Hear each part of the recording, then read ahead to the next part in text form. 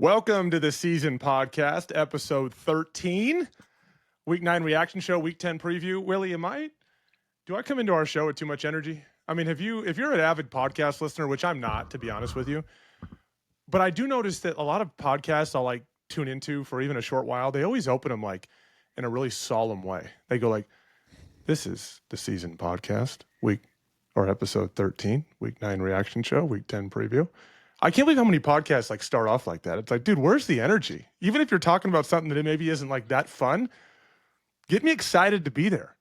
And we're talking football, but that's fun. But where's the energy? I mean, there's so many podcasts now, it's saturated. I saw something the other day where someone said that podcast equipment needs to stop being made because there was too much. This lady that was hosting a podcast and she's like, and it was like acting like she's going to say something really deep. She's like, someone told me the other day that when you marry your husband, they become your like immediate family. I was like, whoa. Mind blown. And I'm just sitting here like, oh geez, like, but thinking that's like a big thing. And then that's where they're like, hey, this podcast equipment needs to go to the side. Too many people have podcasts. So I agree with you. There are some out there. I'm pretty picky when I choose some. And I know you and I've been trying to, we're doing the mini pods to, maybe topics that are shorter, digestible, because we're both dads. We're both doing other things besides the podcast. You're running your business. I'm running my business along with coaching kids and everything else in between that we love doing. But there needs to sometimes be topics that are digestible. So that's where the 8 to 12-minute mini pods have been great for us, and we can get them out early. And then on Wednesdays, we record this. Today, we're via Riverside. You're at your home. I'm at my home. Our guys, John and Roddy, are in a shoot in Santa Barbara because John and Roddy, who produce this, also do a great job with Change for Balance, their company of productions of commercials and documentaries and everything in between. They have some big projects coming up. So it is fun, the atmosphere we have for this workplace, and I think you come in with great energy, and that's why we do what we do is, this will be the big pod and we have the mini pods, and I think we're fine tuning as we go. This is year one. This is our rookie season of podcasting together. That's a good reminder. The mini pods are done Sunday, Monday, like 1, 2, maybe 3 of them. We hope you guys enjoy those. They're short, they're easy to listen to, and they are a specific topic we feel like is a little more time sensitive. Reminder to please follow us on social media. Instagram, we're posting reels. If you've never gone to our Instagram page, it's at the season pod, the SZN pod, and you'll see some of the reels we post from this show. They're shorter, they're fun, they're kind of informative. We hope you enjoy those as well. And obviously, get our podcast wherever you normally get your podcast, as well as our YouTube page, which is also at the season pod. Another great week of sports. Now, this is technically a sports podcast. We really focus on football. One day, Nick's going to let me really jump in on baseball, and I'm going to unleash myself on other sports. First thing is Dodgers. I mean, the Dodgers, what an unbelievable World Series that was. And I saw over the weekend that Fox drew 14.5 to 15 million viewers as far as the way they measure viewership for Game 7 that went to extra innings, and the Dodgers won in unlikely fashion. And my only reaction to that was, of course, 14 to 15 million people watch the game, but there's like 330 or 340 million people in this country. Also, we can count Canada because it was a team from Toronto. What the hell were the rest of those people doing that night? You were not watching?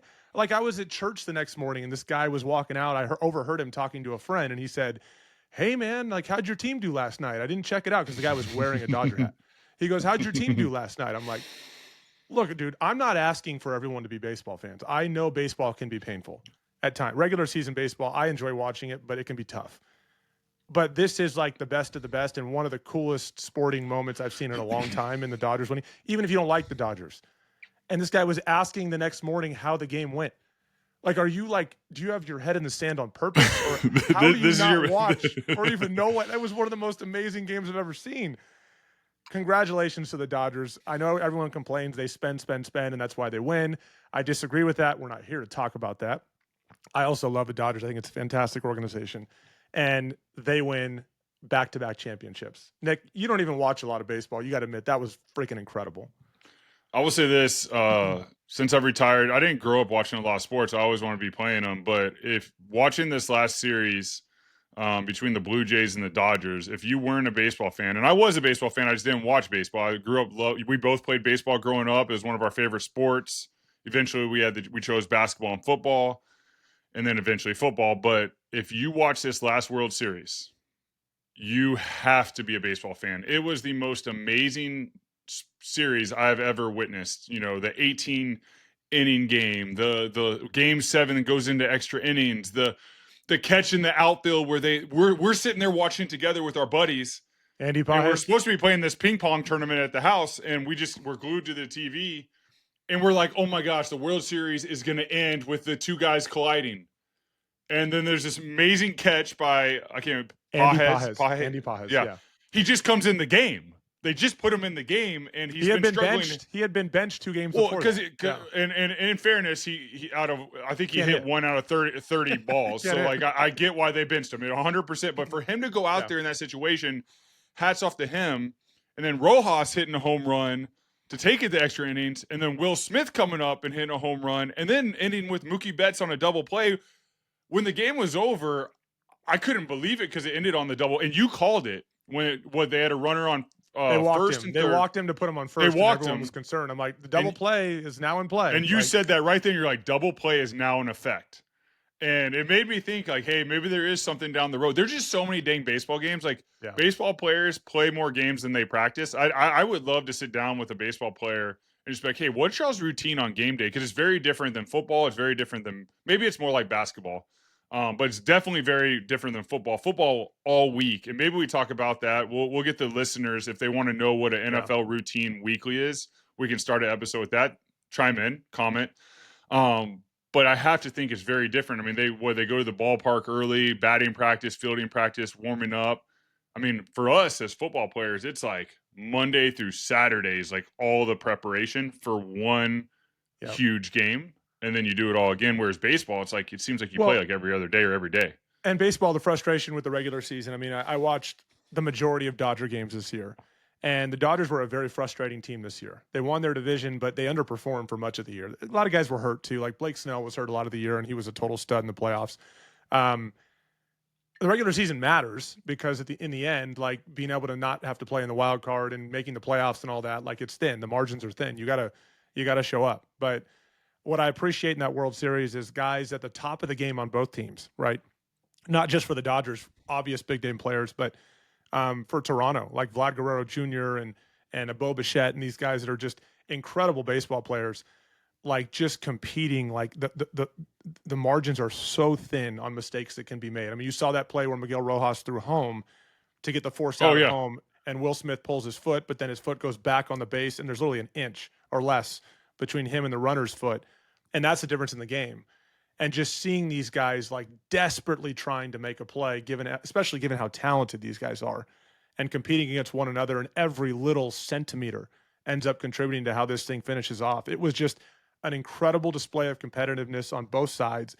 You feel for Blue Jays fans because they just had their hearts ripped out multiple times during that game. I mean, as a Dodger fan, there were several times I'm sitting there feeling like this thing might be over. When Bo Bichette hit the home run to go up 3-0, you're like, the Dodgers bats have just not shown up. I don't know if they can overcome this. They do. Who had them hitting 3 solo shots late in the game? Didn't see that coming. Unbelievable series. Great for baseball, right? I know, again, a lot of people hate the Dodgers, but I think they're good for baseball because they make it very interesting. They draw 15 million viewers in this World Series. What an incredible thing to watch. And it was the highlight of my weekend, even though we had a lot of good football on as well. Watching that was incredible. One more comment on that. I think the thing just that was so impressive, and you had mentioned that the Dodgers spend all this money. I mean, for them to spend all this money, Dave Roberts, the manager, was unreal with all his decision makings. And I don't know baseball, like Major League Baseball. I know baseball, but like watching all his moves and strategy and everything, and then having a guy, the MVP of the World Series, Yamamoto, being willing to pitch in the extra inning games after he's already pitched. I mean, that's not normal. This guy's one of the highest not only paid willing, players. But also able. Able, I would say more able than willing. Everybody wants to, but not everybody can, you know? I mean, it shows you that the Dodgers team is truly, like, you can tell those guys are playing for each other. And, like, that's the thing in pro sports a lot of times, and you see it in the NFL, the teams don't come together as a true team. It's a business. And I think if you approach the game as a business, you have to have a business-like attitude with your preparation, like, but that's got to be developed in high school, college, and so on. But you have to form a team. And the teams in the NFL, the teams in Major League Baseball that actually form a brotherhood are usually the ones that are more successful. And then the teams that approach it like business, you're getting paid to do this, be a pro. And I've heard that in different organizations. You never become a team. And if you don't become a team, you can't win these team sports, because when adversity hits or you're down like they were in Game 7, I mean, we're sitting there and it's like, man, this is the Blue Jays series. Like, this is their series. I mean, Dodgers bats are dead. They're not doing, and then all of a sudden at the end, it wasn't just like one moment there. We just said there was like 3, 4, 5 moments. Then Yamamoto coming out and then, doing what he did to finish off the game. It was brilliant. I thoroughly enjoyed watching it, and I had a blast. Dave Roberts worked off of a lot of hunches in that game. I mean, Andy Pages at center field, being put in at center field late in the game because of his arm strength to be able to throw home on a fly ball, because there was, I think, 1 out at the time. So a fly ball may have ended the game if they had done that with 1 out. He was in there to catch and throw home. He ends up making a catch with 2 outs over Kike. I don't know if Kike catches that ball. Maybe he does if Andy isn't there. But all the hunches, right? Putting Miguel Rojas at second base. Tommy Edman's a Gold Glover at second base. And he moved him from second to get Rojas in the lineup to try to get something going. And it did. Rojas hit a homer in the top of the 9th to tie the game. I mean, Rojas hadn't hit a homer against a right-handed pitcher the entire season. And he comes in and does, I mean, it's storybook type stuff. And it gave me the chills to watch it. Again, partly because I'm a Dodger fan, but also I just love watching sports in those moments, and sports are just incredible. Speaking of sports, the year is moving quickly. We're in November now. It's November 5th. And the last couple nights at home, when my days sort of starts to wind down, I always flip on the television. And right now I can't get ESPN on YouTube TV. So I have to Dude, I had to ask you the other night, is like, how the heck they make it difficult. It's not easy to go do the subscription. With technology, this stuff should all be easier, and it's become more difficult because just greed. Dude, I thought everything was I thought all NFL games were gonna be on YouTube TV, and it's like it was like a big thing.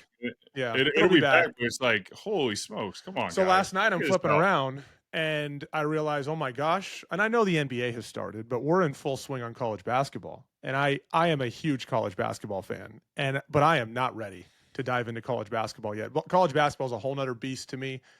And it was like overwhelming. It comes on the TV. I'm watching Duke play Texas last night, and I'm like, oh my God, I'm not ready for this yet. And I'm starting to already get into it. I'm watching Cameron Boozer for Duke, who's one of the top young players in the country. His twin brother's on the team. We all know Carlos Boozer was great for Duke back in the day. And I'm watching Duke, and I'm like already getting into it. I'm like, I don't have the bandwidth for this quite yet. This is too much. You need to recover from the World Series. I love college basketball, but I'm not ready for it yet. So that's something that came on as well. I do have a birdie told me, and I know you're a Dodger fan, but there were some doubts from you entering the playoffs this year about the Dodgers. There absolutely was. Look, I mean, the Dodgers were very inconsistent this year. I actually thought they had chemistry issues in the regular season too. And Yamamoto's win-loss record wasn't great, mainly because he could get no run support when he pitches. And so I didn't feel good about it. I'm like, look, if the starters are average in the playoffs, they'll lose in the first round because their bullpen had been so terrible. But I didn't know that Yamamoto, Blake Snell, Ohtani, Glasnow were going to be shut down pretty much the entire playoffs with the exception of 1 or 2 games. I didn't expect it. Had I known that, I would have felt differently. But their bats still were not amazing in the playoffs. It was just an incredible team win. Gutsy team win by arguably one of the greatest rosters of all time. They sort of proved you wrong. I mean, this is coming from one of your friends who's an avid Dodger fan. Is like, hey, that listens to the podcast. And he's like, hey, there's a couple of things that I noticed about Evan. Here's some input. So, one of our avid listeners, I made sure I got Dodgers in there. Successfully made us look at them in the end like this gutty underdog, which is insane with a $550 million payroll. That's how they kind of came across against the Jays, as this team that was like kind of feeling like the underdog and finding ways to win. And they did. And it was really cool. Nick, quick, we all got pet peeves, and we've had several of them over the course of our podcast season. I'm going to share one more today that's really starting to piss me off. So last week we shared one about e-commerce and how we just get way too many emails about updates on orders, right? Go back and check that one out if you want to hear it, because I think it applies to everybody. Here's another one. How tired are you of having to change and update passwords and two-factor authentication. So I'm fine when it comes to my bank website and things that contain like sensitive personal financial information. I'm fine with that, right? I want those things to be those as secure as possible. But these days, like everything we do, like companies want us to log in, right? Create a profile, give us your email address, give us some information about you, right? Because it helps sales, it helps them chart their demographic and their target customers. I get all that. I get what they're doing. But the thing that drives me nuts is like I'll log in, I'll have to create a login to like what is basically a meaningless website. My profile on your website contains no personal information at all. There's no financial information. I don't care if somebody hacks it. And I go to log into these things every so often. They're like, it's time to update your password. I'm like, okay, I'll update my password. And I put in my main one. They're like, oh no, that one's already been used. You're like, okay. Now you got to create a new one. Now I'm on to like my third password in my kind of arsenal of passwords. They're like, no, you used that one 2 years ago. Oh God. Okay. Let me update this one. Okay, that's a new one. That's fine, but it's not unique enough. It needs to have a special character. It needs to have a number. It needs to have a capital letter, and it needs to have at least 10 characters. I'm like, for this website, you're making me get this unique for the. Look, how about I don't even have a password because I don't even care if someone hacks into it. So what it's made me do is create an Excel spreadsheet with literally 50 different logins that show all my passwords. Now, some people might say, Evan, there's a strong password feature in Google Chrome where it creates the password for you and remembers it for you. I don't like that because there are times I log in from a different device and for some reason it won't give me that strong password. So I have to go back to the original device. Drives me nuts. We're in this age where it's like, hey, I can't even access information I need that's my own because you're making me, for some meaningless website, you're making me establish like 15 different passwords that work. It's driving me nuts. I don't know what to do. If any listeners have suggestions, and I know there's apps out there that track your passwords, but guess what? Yeah. That app's going to need a different password as well. That app's at risk of getting hacked. I agree. How many parents have a kid at home that want to watch a show on television or on some app, and you haven't logged into that app in a while, and they're like, okay, hold on, let me turn that on for you, Ben. And I get there, and then it's like, oh shoot, what's our password? And like the parents look at each other and they're like, I don't know, right? And then you like start trying to reset it. That doesn't even work because you don't know what email you have on file. And it turned into this like, so in the interest of creating security for the consumer, we've just created mass confusion. And it's like one more thing to add to the list of the 17 emails I receive for an e-commerce order, which are unnecessary. Hey, your order's ready. Hey, your order's being shipped. Hey, now add the fact that I've got to change my password every time I log in. We're losing our minds, Nick. We're losing. No, I'm with you. I either do the two-form authentication. Authentication. It's probably because I got the Zen in the other day, and it's when you're doing it, it's like, all right, now we need to email you the code, and then I go to my email and I'm just waiting, and then when you're waiting for the code, it's not coming through. It'll sometimes just come through like 7 minutes later. So then I'll do like the text thing, and then it's like, oh, it's expired. I'm with you. It's a brutal process. There's for an app that isn't even that serious. It's like, dude, like this shouldn't even have a password to log into this app. It means nothing. No, it doesn't. And I think another pet peeve, and this will come from our wives from listening to the show and we're working on it today because we're on Riverside, is I'm going to try not to type. There was typing in the last episode. So I know that's a pet peeve to some of our listeners, including our wives, that they did not like this sound. So it was just enough to I was getting a workout in yesterday when all the texts were going through, and it was like, Uncle Nick, you need to stop typing. I was like, well, sometimes I got to look up something, and what we're doing is if we're talking about a subject, I'll have a thought like, oh, I wonder what the statistics show, or I wonder what their record was, or I wonder what their stats were a year ago with a different team. I like that because it adds context to the topic that we're talking about. And I love that. I'm not like a crazy statistics guy. I know when I was playing, I didn't really like analytics as a player because I knew analytics didn't tell the story. But now with doing this, sometimes it's fun to look at statistics. I know there's some subjects we're going to get into today about players that, man, this player a couple years ago was left to potentially be out of the league, and now they're a top 5 quarterback. Like, there's things like that where you can go back and look at statistics and look at the offenses they've been running and the teams they've been on and the success they've had. To me, that adds context and is very interesting to myself, and I assume to the listener if it's interesting to us. Yeah. No, it's a good point. And remember, wherever you're looking for statistics, you're probably going to have to log in and reset your password to be able to log in to be able to find that. So good luck with that. Okay. One of the biggest news, or the biggest news of the week, we're going to get into a Week 10 preview for sure. And we're going to look back at some Week 9 action and some of the surprising results from Week 9. But we are one day after the trade deadline now, and there was action. You know, usually when it comes to midseason trade deadlines like this, we'll see some movement.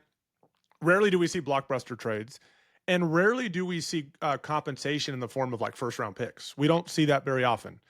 We oftentimes, so for example, the Seattle Seahawks made a trade with the New Orleans Saints for Rashid Shaheed. He's a deep threat. He's a good player. We're going to get into what he means for the Seahawks because I think it's a really good acquisition for the Seahawks. And in order to get him, the Saints receive a 4th and a 5th round pick from Seattle in 2026. So this upcoming draft in the spring. That's a little more normal. 4th, 5th round, maybe a 6th round pick here and there. That's normal. There were some bigger trades that took place, namely from the Jets, that involve swapping players for one or like first round picks and sometimes multiple first round picks. That is not common during the season. That's very rare.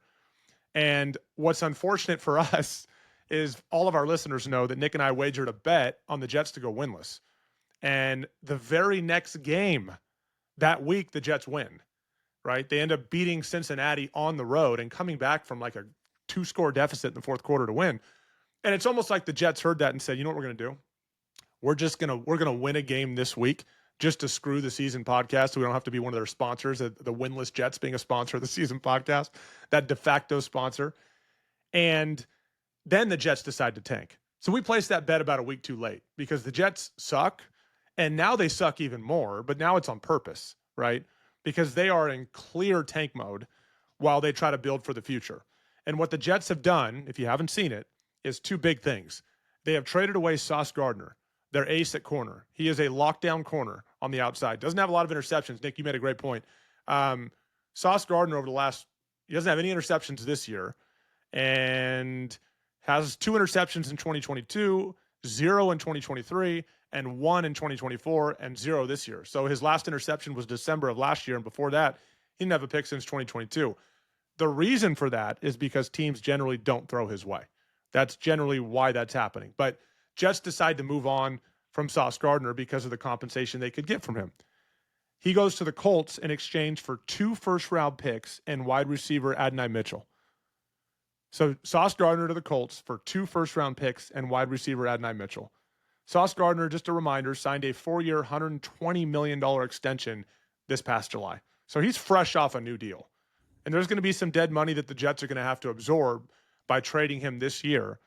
And I think they were a little resistant to doing it, but the Colts kept sweetening the offer.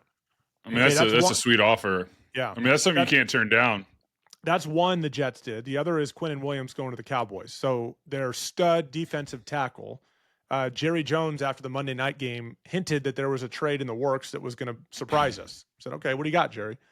And the Cowboys give up a 2026, so this upcoming draft, 2nd round pick, and a 2027 first round pick. Now, remember that the Cowboys in 2027 have 2 first round picks because they got one for Micah Parsons. They got 1 in 26 and 1 in 27 for Micah Parsons.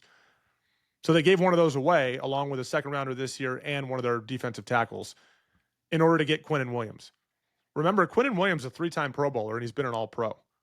Sauce Gardner has been a Pro Bowler, right? So these are good players that the Jets are moving on from. And I think there's a couple of takeaways here. I'll start with the first one, and Nick, you go whatever way you want with this. But I still find it really interesting when teams like the Jets and bad teams in the league that are trying to find a way to build their roster and become a winner. I find it really interesting when they trade away young, what I see as, now these guys have been paid, so they're no longer on rookie deals, but I still see them as young building blocks to being a winning team in order to then go and chase building blocks. There's something kind of contradictory about that, where I'm like, okay, so you're going to trade away Quinnen Williams and Sauce Gardner for picks to then go find someone probably, hopefully, as good as Quinnen Williams and Sauce Gardner. Now, the Jets are getting a bunch of praise for this trade. Like most publications, when you read, I was reading The Athletic this morning, I saw ESPN yesterday, a lot of folks feel the Jets get an A here for like getting a haul of picks, getting these guys off their books, and now they're primed to go like get a quarterback in next year's draft. I get that. But I still go back to the fact it's like, okay, but in the end, all you're doing is getting rid of really good young players to then you kind of hope you can go get another really good young player. And the chances of you finding two guys that are better than these two guys in the draft are less than 50%, because you'd have to hit on these guys. These are good players. Okay, that's my first reaction to it. And then I sort of moderate my thought on it by saying, okay, wait a second though. What if, and I've said this before on this show, what if these bad teams, and Nick, I've been on some bad teams when I was at Stanford in college, we never even went to a bowl game. I was with Cleveland for a while, never went to the playoffs. What if these bad teams look at it and say, you know what? These guys have a very high ceiling. Everyone knows that. But losing football teams have what I would call an infection. And it's a contagious infection. And I think sometimes, as it relates to culture-wise, a lot of times I think these teams look and say, look, these are very talented young guys, but we need to hit reset. Because not that these guys are cancers. That's not what I'm saying. But I am saying that, like, there's a contagious infection that's gone throughout our locker room, and all we've done is lose. And we think these guys are good players, but we want to start over. We want to start over with guys that aren't very highly paid, even though you just paid them, which is like, that doesn't make any sense. And we want to go get other young players and kind of start over and get them from the beginning and try to do this thing again. And in doing that, we're going to get first-round picks. We're going to get cap space, all this stuff. That's the only, like, plausible explanation that I can give for teams that want to get rid of young building blocks to only go get other young building blocks, is that there's this contagious infection throughout the locker room and they want to just hit reset. And I understand that. I understand that mindset, but I still question it a little bit. How do you see this? We're looking at this strictly. We'll get to what it means for Cowboys and Colts, but what it means from a Jets standpoint. Does any of that resonate with you at all? No, I'm going to run with the last part that you said. I think that, it made a lot of sense for the Jets to do what they did. This season, they're not going to make a run this year. And unfortunately for us, they did win the one game and messed up the bet. But like I said, I was happy for Justin Fields in that game, but it doesn't mean that they're going to have success going on throughout the year. And now they're really not going to have that success because they're getting rid of their best players to build for the future. I do think there is something when you're on a bad team and a bad culture. It's hard to turn that around a lot of times with, pieces that are there. You try to get in new pieces, new culture. These players preceded the coaching staff that just came in. So they were there. They know everyone more than the new coaching staff. And there might be part of that old culture that's still there. And they're just trying to change everything. It actually works twofold. It works great for the players because it's a change of scenery. Quinnen Williams going to Dallas. Dallas isn't that great right now, but they're going to Dallas. They're terrible defensively. Yeah, but they're terrible. But change of scenery would be good. Sauce Gardner's the one who wins this because he's going to a team that can potentially go to the Super Bowl.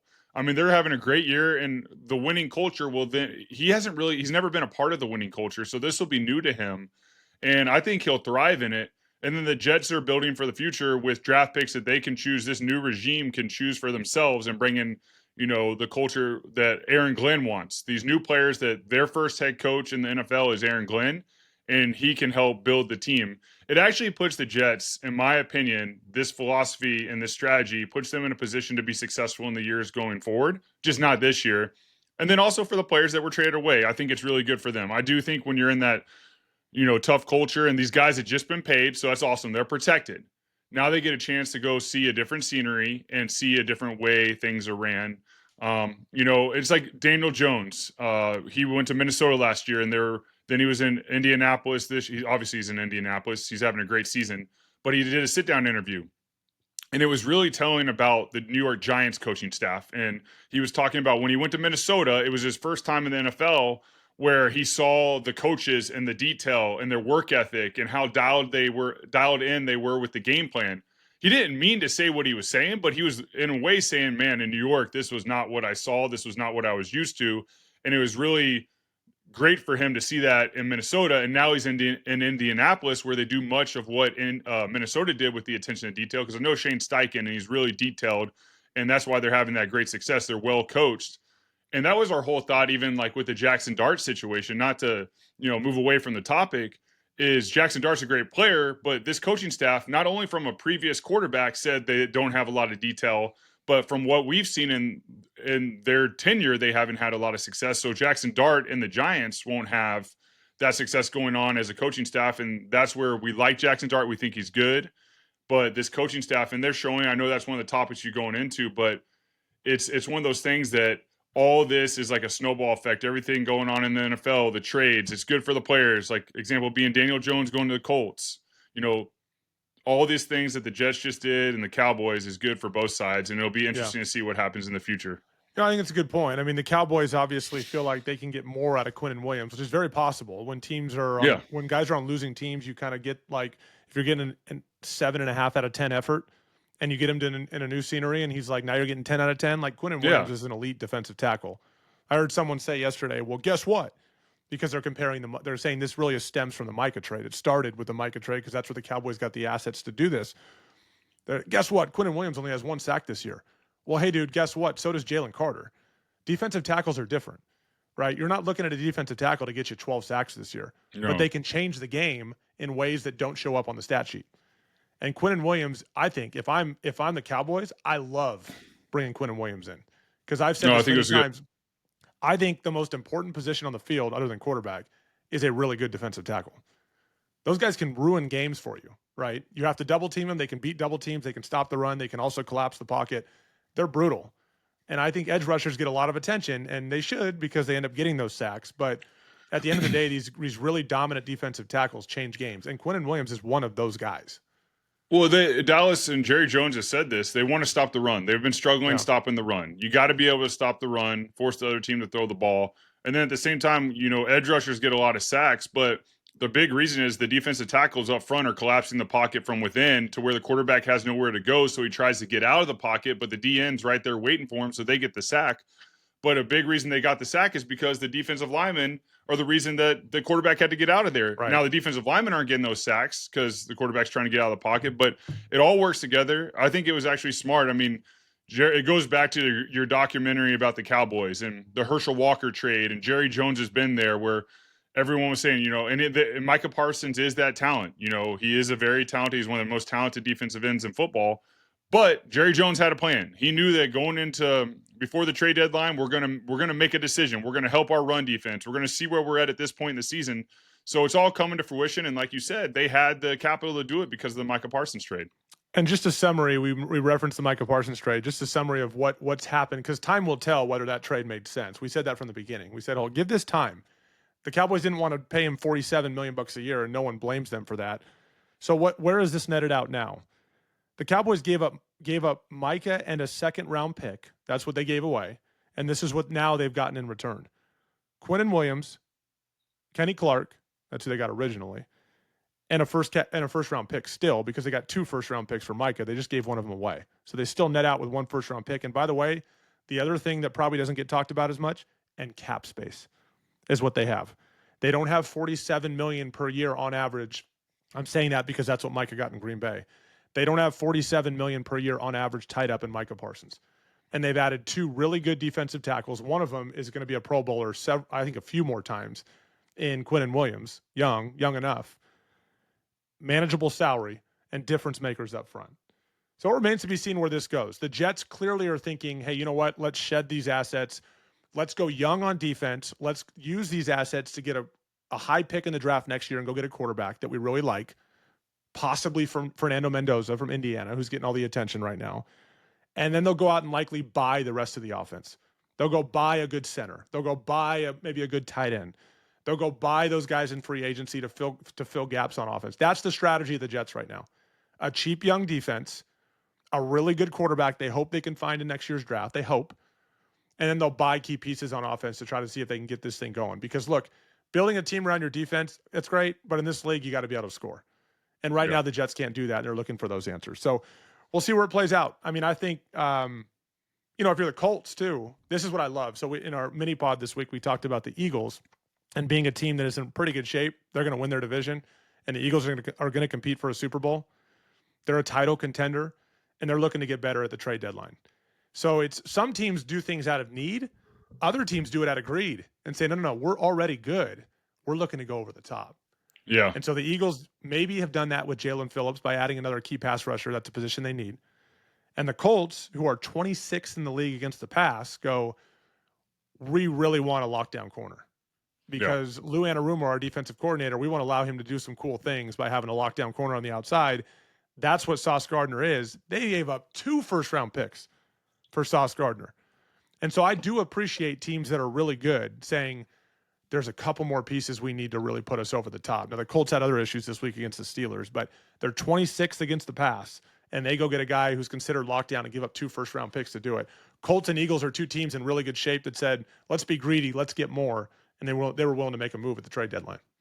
I think it's smart. I think it's smart all around. I mean, if you have a chance to go win a Super Bowl and you feel good about your team and your organization where you're at, you only have so many opportunities. You go get them. It's like what the Rams did with Stafford many years ago. You go get all these assets, and you give yourself a chance to win a Super Bowl. I mean, that's why you play the game. You don't want to look back at the end of the season and be like, man, I wish I would have traded for that before the trade deadline. We were just a position or 2 short. These teams that are doing really well this year are making those decisions. They're bold, they're aggressive, and I like it. So another team that made a move in the AFC West, the Seahawks are now 6-2. They sit atop the NFC West, tied with the Rams, who are also 6-2. That's going to be a very competitive division down the stretch.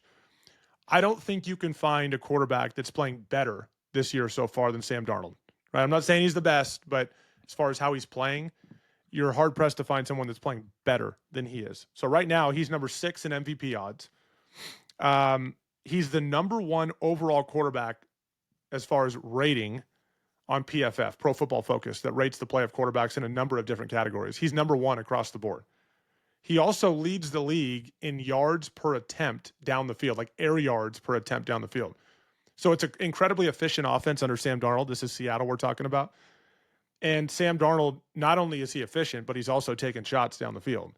And guess what they did? So we're talking about another team 6-2 that makes a move. Now, they didn't have to bend over and do something crazy for this, but they give up a 4th and a 5th round pick. Yeah, sorry.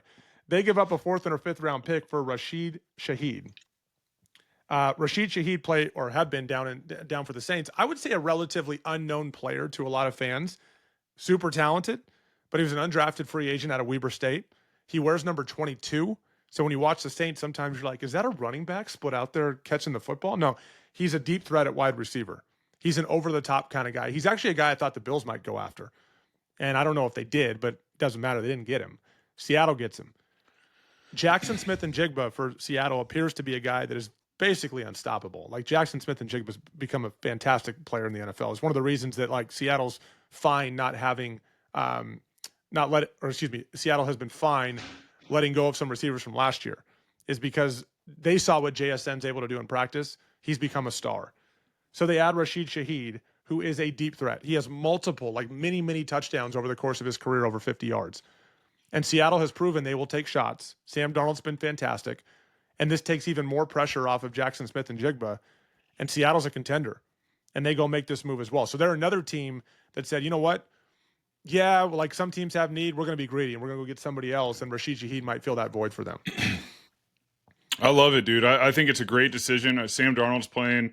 I mean, this is 2 years in a row that he's one of the top quarterbacks in the NFL. And it's just exciting when these guys go to these organizations and have a tough time and they get blamed for the lack of success. And they just don't have the coaching staff and the pieces around them to succeed. I mean, you see, obviously Sam's grown throughout the years as a person and a player, but these last 2 years he's been fantastic. And, statistically, one of the best quarterbacks in the NFL. As a team, they're one of the best teams in the NFL.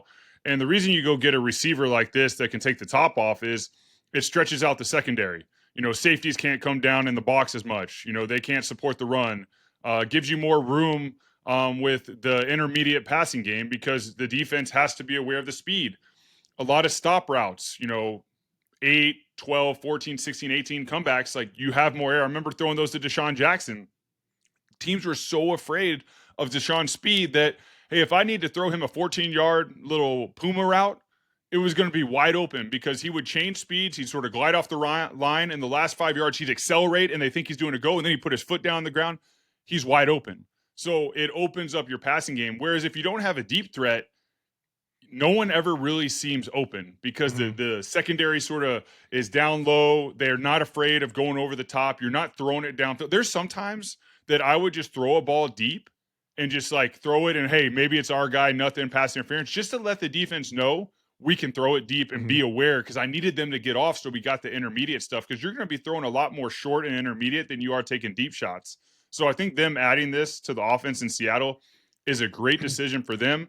I know Sam Darnold's going to have a lot of fun. He's throwing the ball amongst the best in the NFL, and now he can really let it rip and just throw that ball high and far like the old Matt Ryan deep ball and let the guy go get the ball. And now the defense have to really be afraid of Seattle. They already are because they're playing so well, but now you added another threat to your offense that's going to make them more dangerous the rest of the season. It's like having a dominant run game where teams are afraid to play two high safeties because they need to get in run support, right? Well, when you have a legit deep threat like Rashid Shaheed has been at times in his career, now you're afraid to play single high, right? And play down in the box because you're worried this guy's going to run by you. And by the way, JSN is one of the, I'd say, a top 3 or 4 receiver in football right now.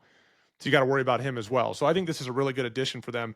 Seahawks are primed to make a run. They were fantastic against Washington. We'll get into that shortly as well on Monday Night Football.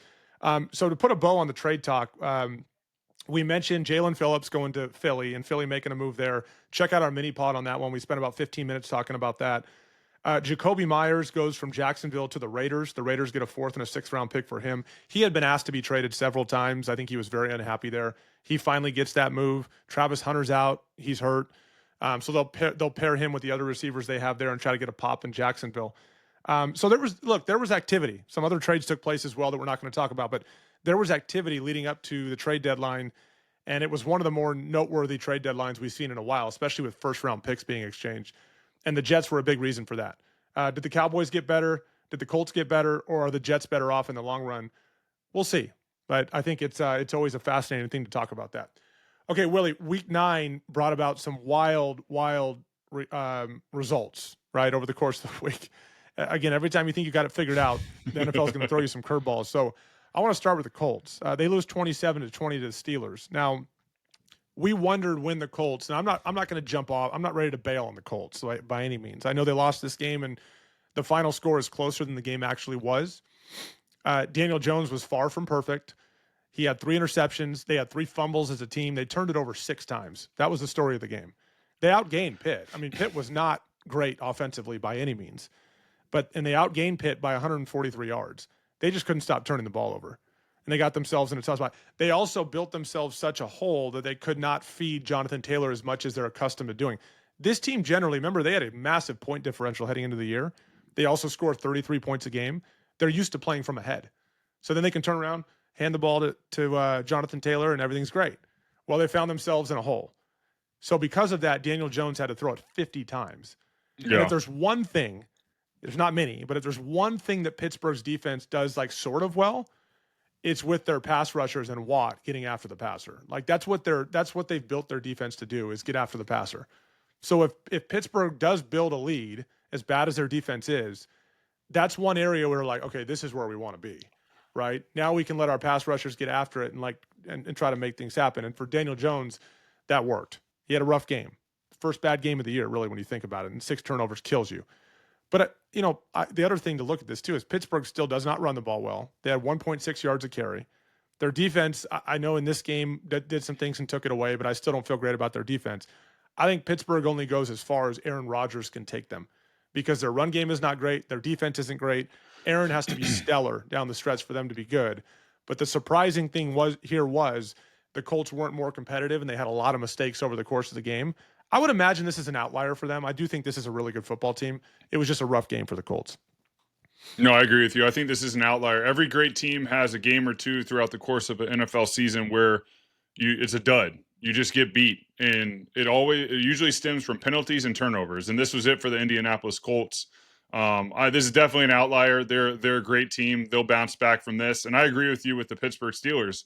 I mean, for them to have success this year, it almost, Aaron's still playing great ball, but it honestly needs to be like Peyton Manning's last year in Denver, where it wasn't Peyton Manning leading the charge. He didn't even play some of the games. He was benched for Brock Osweiler and then came back in later.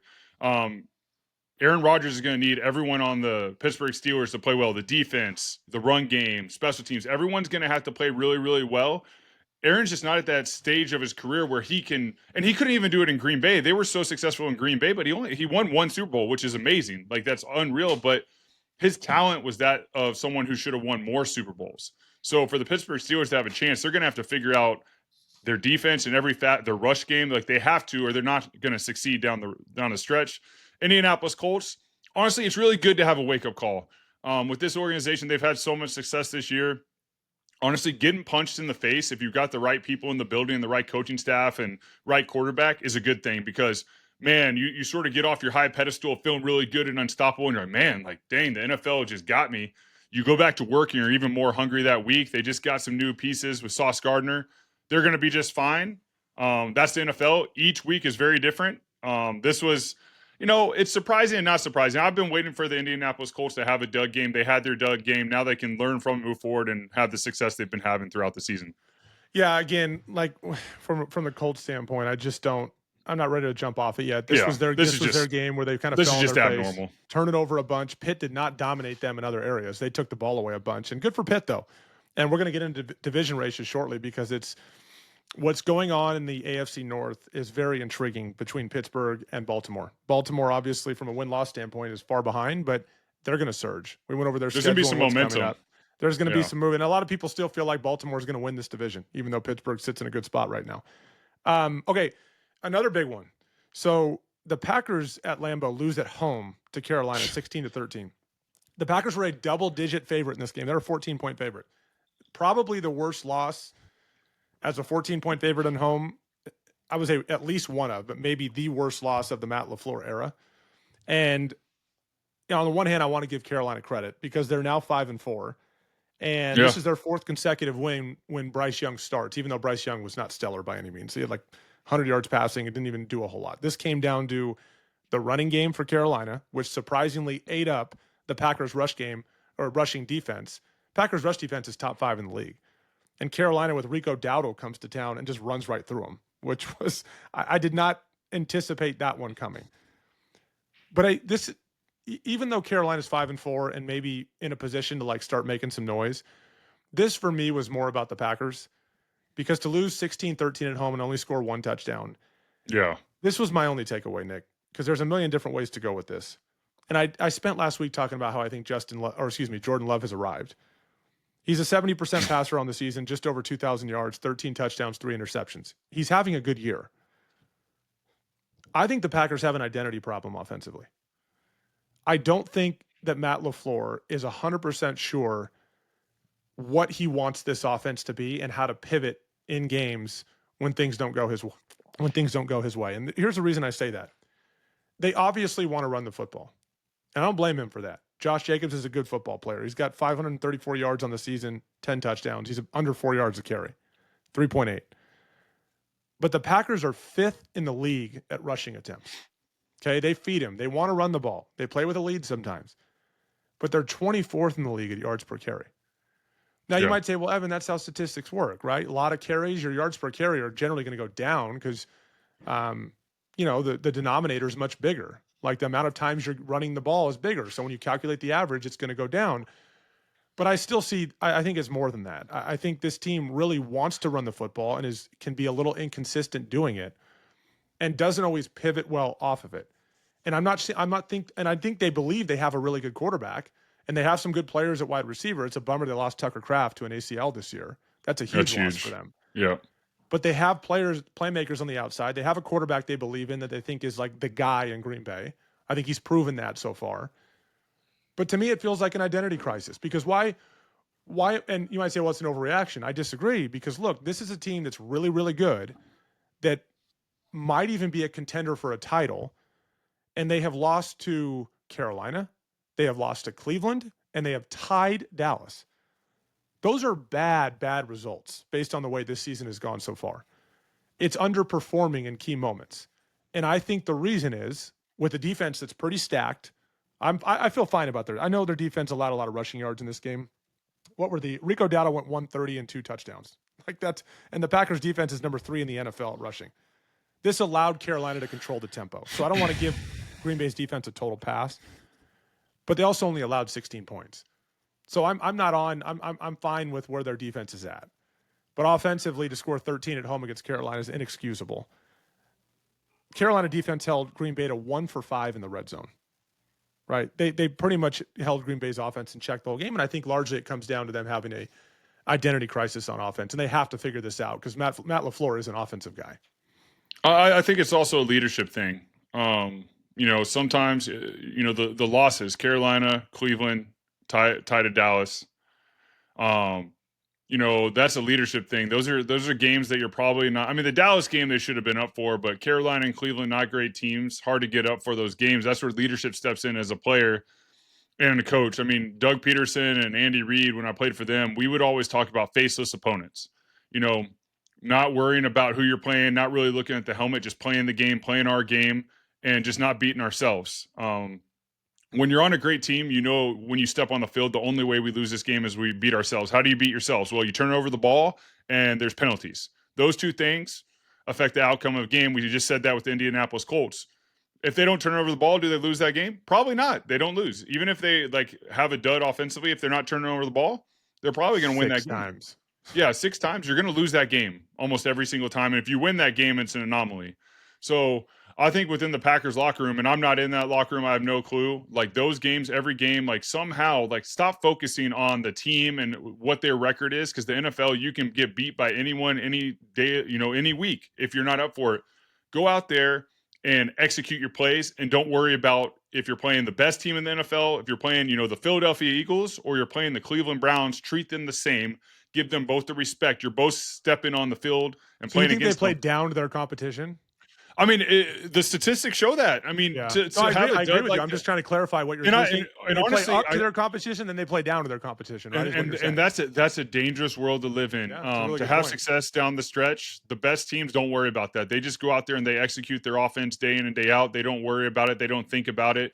And you got to go to work every single day. And I know these guys are working and they're grinding, but there's just something about the championship caliber teams where they don't play up or down. They go play their game. They don't focus on faceless opponents. The best teams I've been on, faceless opponents. Just go out there, execute, play your game, trust your preparation, trust the play calling. And I agree with you, offensively, the identity crisis, but execution's down. Losing Kraft is going to be huge. That's one of Jordan Love's top targets, if not his top target.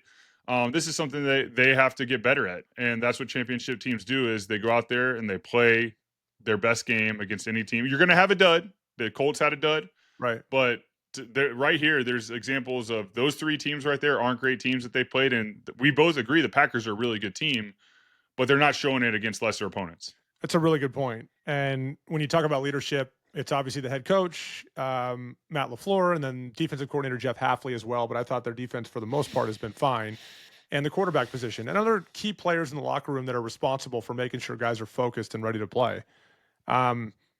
Look, Carolina, I mentioned 5-4. They're a winning football team. So it's not really fair to say this is an embarrassing loss, but there's a reason that the Packers were a 14-point favorite at Lambeau. They had no business losing this game. And to your point, playing down to their competition, I think that's a good point. I'm giving a reason why I think they do, is I think they really do have an identity problem offensively. They can't figure out what it is, and they got to figure it out, because they're going to lose other games they should not lose, Cleveland and Carolina being 2 of them. Yeah, I'm going to give you more context. I was just thinking about it. Just like team meetings early in the week when, say I'm on a great team, Kansas City Chiefs or Philadelphia Eagles, and, we're doing the scouting report as a team. One of our first days during the week, whether it's a Monday, Tuesday, whatever it may be, maybe it's Wednesday morning. I remember when we would play against a lesser opponent, you go in there, you're like, all right, we should beat these guys. Like, this should be it. After the scouting report, man, I thought they were going to be Super Bowl champs, the teams we were playing. Like, say we were playing the Carolina Panthers, who are a good team this year. They're 5-4. They're doing fine. But, even when we played against a team that maybe was 2-6, after the head coach, Doug Peterson, Andy Reid gave the scouting report, I left that meeting like, holy smokes! We're playing against this team could win the Super Bowl. How have they lost the game this year? But the thing is, these coaches have a way, these great coaches, of finding clips of showing hey, this team might be, 4-4 or whatever, but let me show you some plays. They should be 6-2. This is the reason why. Don't get it wrong. This team is really, really good. They just got this guy back from being injured. Hey, this is what's going on. Hey, historically, in this situation, they're really good here. And these coaches have a way of against these bad teams of making you in your mindset be like, man, this is about to be one of the best teams I've ever played. And that mindset matters. If you go into a week and like your coaching staff is like, hey, this team's not very good. If we just take care of business, we're going to be fine. Complacency sets in. And I do think great head coaches have a way in those team meetings early in the week to set the standard and being like, because they know this could be one of those trap games and they don't want to lose it. So they have a way of changing the psychology of the brain and mentally getting you ready for those games that could be tough. And then you come out rolling because you're giving them the respect they deserve. Because when you don't respect these lesser teams, they're going to do something like that. I mean, they're going into these games trying to win these games, especially if you're Carolina and you're trying to figure it out. I mean, you get to play the Green Bay Packers in Lambeau and show them what's up. You're going to give them your best. So I do think these head coaches in those team meetings early in the week when you're playing a lesser opponent, you need to find a way to tell your team this team's really, really good and give them factual evidence of why, even if you're sort of tricking them, because you want their mindset when they hit that practice field Wednesday to be ready to roll, to take it to them on Sunday, Monday, or Thursday, whatever it may be. Yeah, it's a really good point. And like, look, I think Matt LaFleur is a good football coach. I think he's proven that already during his time in Green Bay. But the head-scratching losses this year with Carolina and Cleveland, then tying Dallas, underperforming against a lesser opponent when we think that Green Bay, I mean, right now in the NFC North, the Packers are 5-2-1. They're at the top, and they're the betting favorite to win that conference. That is or division. That is a very difficult division. And the Packers feel like they're complete enough to be a title contending team, but they have to get rid of these types of performances. And the identity crisis offensively, and like you said, leadership before games like this is a big part of it. So we'll see where this goes for them. But this team is too good to be in the position they're in. So I'm anxious to see where it goes. Speaking of a team that does show up against a lesser opponent, now on Monday Night Football, Seattle beat Washington 38-14 on the road at Washington. Now, we thought Washington this year was going to be pretty damn good. Part of that, now they're not, but part of that is because of the injury issues at quarterback. Like Jaden's already been out for something else, so I think it was a hamstring, and now he's out with a dislocated elbow. So that hasn't helped him. But in other spots, it hasn't all been the quarterback position. They just have not showed up at other spots and have not been as good of a team as we expected. What Seattle did in this game, so Sam Darnold finishes 21-24 for 330 yards and 4 touchdowns, 141 passer rating. He completed the first 16 pass attempts and threw 4 touchdowns by halftime. Now, part of this was Washington turning over the ball on special teams and offense, which helped Seattle. But Seattle, and they were up 31-7 at halftime, by the way. Seattle and Sam Darnold took care of business. Their defense also did a great job, held Washington to 14 points and created turnovers and opportunities for the offense. Sam Darnold continues to play at a very high level. But I want to ask you about late in the game, what happened to Jaden Daniels.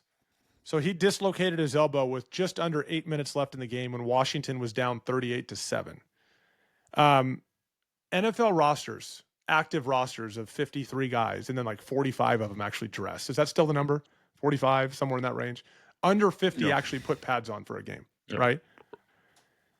So most people say like, hey, why are starters still in? Well, you can't just platoon and pull out everybody and put other guys in the NFL. You don't have enough guys with like, these guys are paid to play during the regular season. Yeah, it's not like college where it's like 100 guys. Yeah, you're not just going to like preseason. Okay, 2s, you're in. It doesn't work like that in the NFL. But quarterback is a different story. And Dan Quinn already acknowledged to the media after the game that he made a mistake. He said, look, that was on me. Like, he should not have been in there, let alone running for a first down late in the game. Jaden was exposed to injury, ends up thankfully it's not his throwing arm, it's his left arm. It was pretty nasty, dislocates his elbow. The injury in the end is not as bad as it looked because he might not even be out the whole year. He just dislocated his elbow, which is not as terrible as it just looks nasty, man. What were your thoughts, though, Nick, on him being in the game? Like, as a quarterback, if you're in Jaden's position, you guys are blowing him out. Like, when you had 7 touchdowns against the Raiders. You had 7 touchdowns in 3 quarters, and then you were pulled. Largely because, hey, the game was over. We're not trying to rub it in. But also, let's not get Nick hurt. Let's move on. We got more games to play. Should Jaden have been in that game, or do you agree with Dan Quinn like it was a mistake? Yeah, I mean, I think entering the fourth quarter, you're not going to take him out starting the fourth quarter. Now you're midway through the fourth quarter. I think that's where it's there's twofold. I mean, I get hindsight's 2020 and everyone's like, he should have been out. But I also know if you're the starting quarterback in those situations, there's a leadership complex right there. Is if you step in the huddle when you're down, and I've said this before, and you keep firing, you keep your guys going, even though you're getting beat. It continues to build the culture within the huddle and the locker room and gives them a no-quit attitude from their franchise quarterback. It's awful that the injury happened. If the injury doesn't happen, we're not talking about it. I do think it's the coach's decision. I do think, that probably would have been his last series because the game was over. But midway through the fourth, it's tough, man. I get it with Dan Quinn. Like, this guy, you don't want to and I bet Jaden Daniels probably didn't want to come out of the game. Right. There's so many more complex issues than talking heads just being like, he messed up, he should have taken him out. Yeah, I get what you're saying. You're saying that because of the injury, and I get it. But this guy's the leader of your team. This is a brutal loss. Yeah, you do risk injury, but you risk injury every single play. It sucks it happened, and it's a 50-50 shot. I can't sit here and be like, Dan Quinn did the wrong thing, because I know I've been in games at the end where we were. So when you're beat. still in as a quarterback, you're fine with it. You're like, hey, it is what it is. Let's roll. Let's try to get. Let's try to get points. As a player, I'm not trying to let that. If I'm the starting quarterback, I'm the franchise guy, and I'm the leader of the team, I'm not looking to come out of the game in those situations. I'm wanting to finish the game with my guys. Someone's going to have to pull me off the field and say, like, I'm not going to go to the head coach and be like, hey, like, we're getting beat really bad. Can you take me out? I don't want to get hurt. I don't expect that. That's what, and that's what people have to realize is, let's also give Jaden Daniels the respect. Like, the guy's the leader. He's a competitor, and he probably doesn't want to come out of the game. And then other people would say, well, that's not his job. The coach should have done it. It's just a tough situation where it's hard for everyone. Dan Quinn's a great head coach. He's shown that in the NFL. He took the Washington Commanders to the NFC title game against Philadelphia last year. They got beat pretty bad, but Jaden Daniels, a lot of promise coming in this year. It's been an injury-stricken year. Maybe with the injuries he's had already and he's banged up, then that's where you can be like, yeah, maybe you take him out. But I don't think it's as cut and dry as a lot of the talking heads have made it. I do think there's a lot more complex things going on. And, my hope and prayer is that he heals quickly and is ready to go, because they need him out there. He's one of the, top bright futures of the NFL. He's going to have a great career. Hopefully it's all in Washington, and they have limited success because they're in the NFC East, but I'm a fan of him and hope he heals up quickly. Well, this year, largely because of what just happened to Jaden too, kind of is starting to feel like a throwaway year for Washington, surprisingly. That division, the NFC East, feels done. The Eagles have a commanding lead, and it feels like, barring something crazy, no one, Cowboys, Washington, or the New York Giants, are going to be able to compete with the Eagles. So I didn't think we'd be there halfway through the season, say this division's pretty much done with. But that really wasn't the main takeaway from that game. The main takeaway is the Seahawks are for real. They have won 11 of their last 12 road games dating back to last year, and they're 4-0 on the road this year. We know and the reason that's a big deal is because we know the home field advantage they have in Seattle. Their stadium's incredible. I played there final year of my career. It's an incredible stadium. They have a home field advantage. But for them to be this good on the road tells me coaching and focus and leadership are all dialed in right now. So if you're a fan of the NFC West, this division, right now the Hawks sit on top with the Rams. This is going to be a fascinating finish down the stretch. This might be 3 playoff teams from this division. That's how deep it is this year. It's been pretty good. I'll tell you, just looking at Seattle week in, week out, they're a team that approaches each game as if they're faceless opponents. They're going out there and they're playing their ball, and their coaches are doing a great job of preparing them mentally. I would love to see their preparation week and how they handle it, because the way they come out and play these games, no matter who they're playing against, is really impressive. Yeah. It shows the leadership and quality of coaches they have that are leading these guys. And once again, I'm happy for Sam Darnold. This is 2 different teams in 2 different years that he's having great success, and he's showing the player that, he was and is when the Jets drafted him. And, he sort of gets the last laugh with all those situations. So it's always fun to cheer these guys on and, seeing their second, third opportunities having success. So you want to talk about leadership mattering in football and coaching mattering, right? Now, granted, there's been some personnel changes.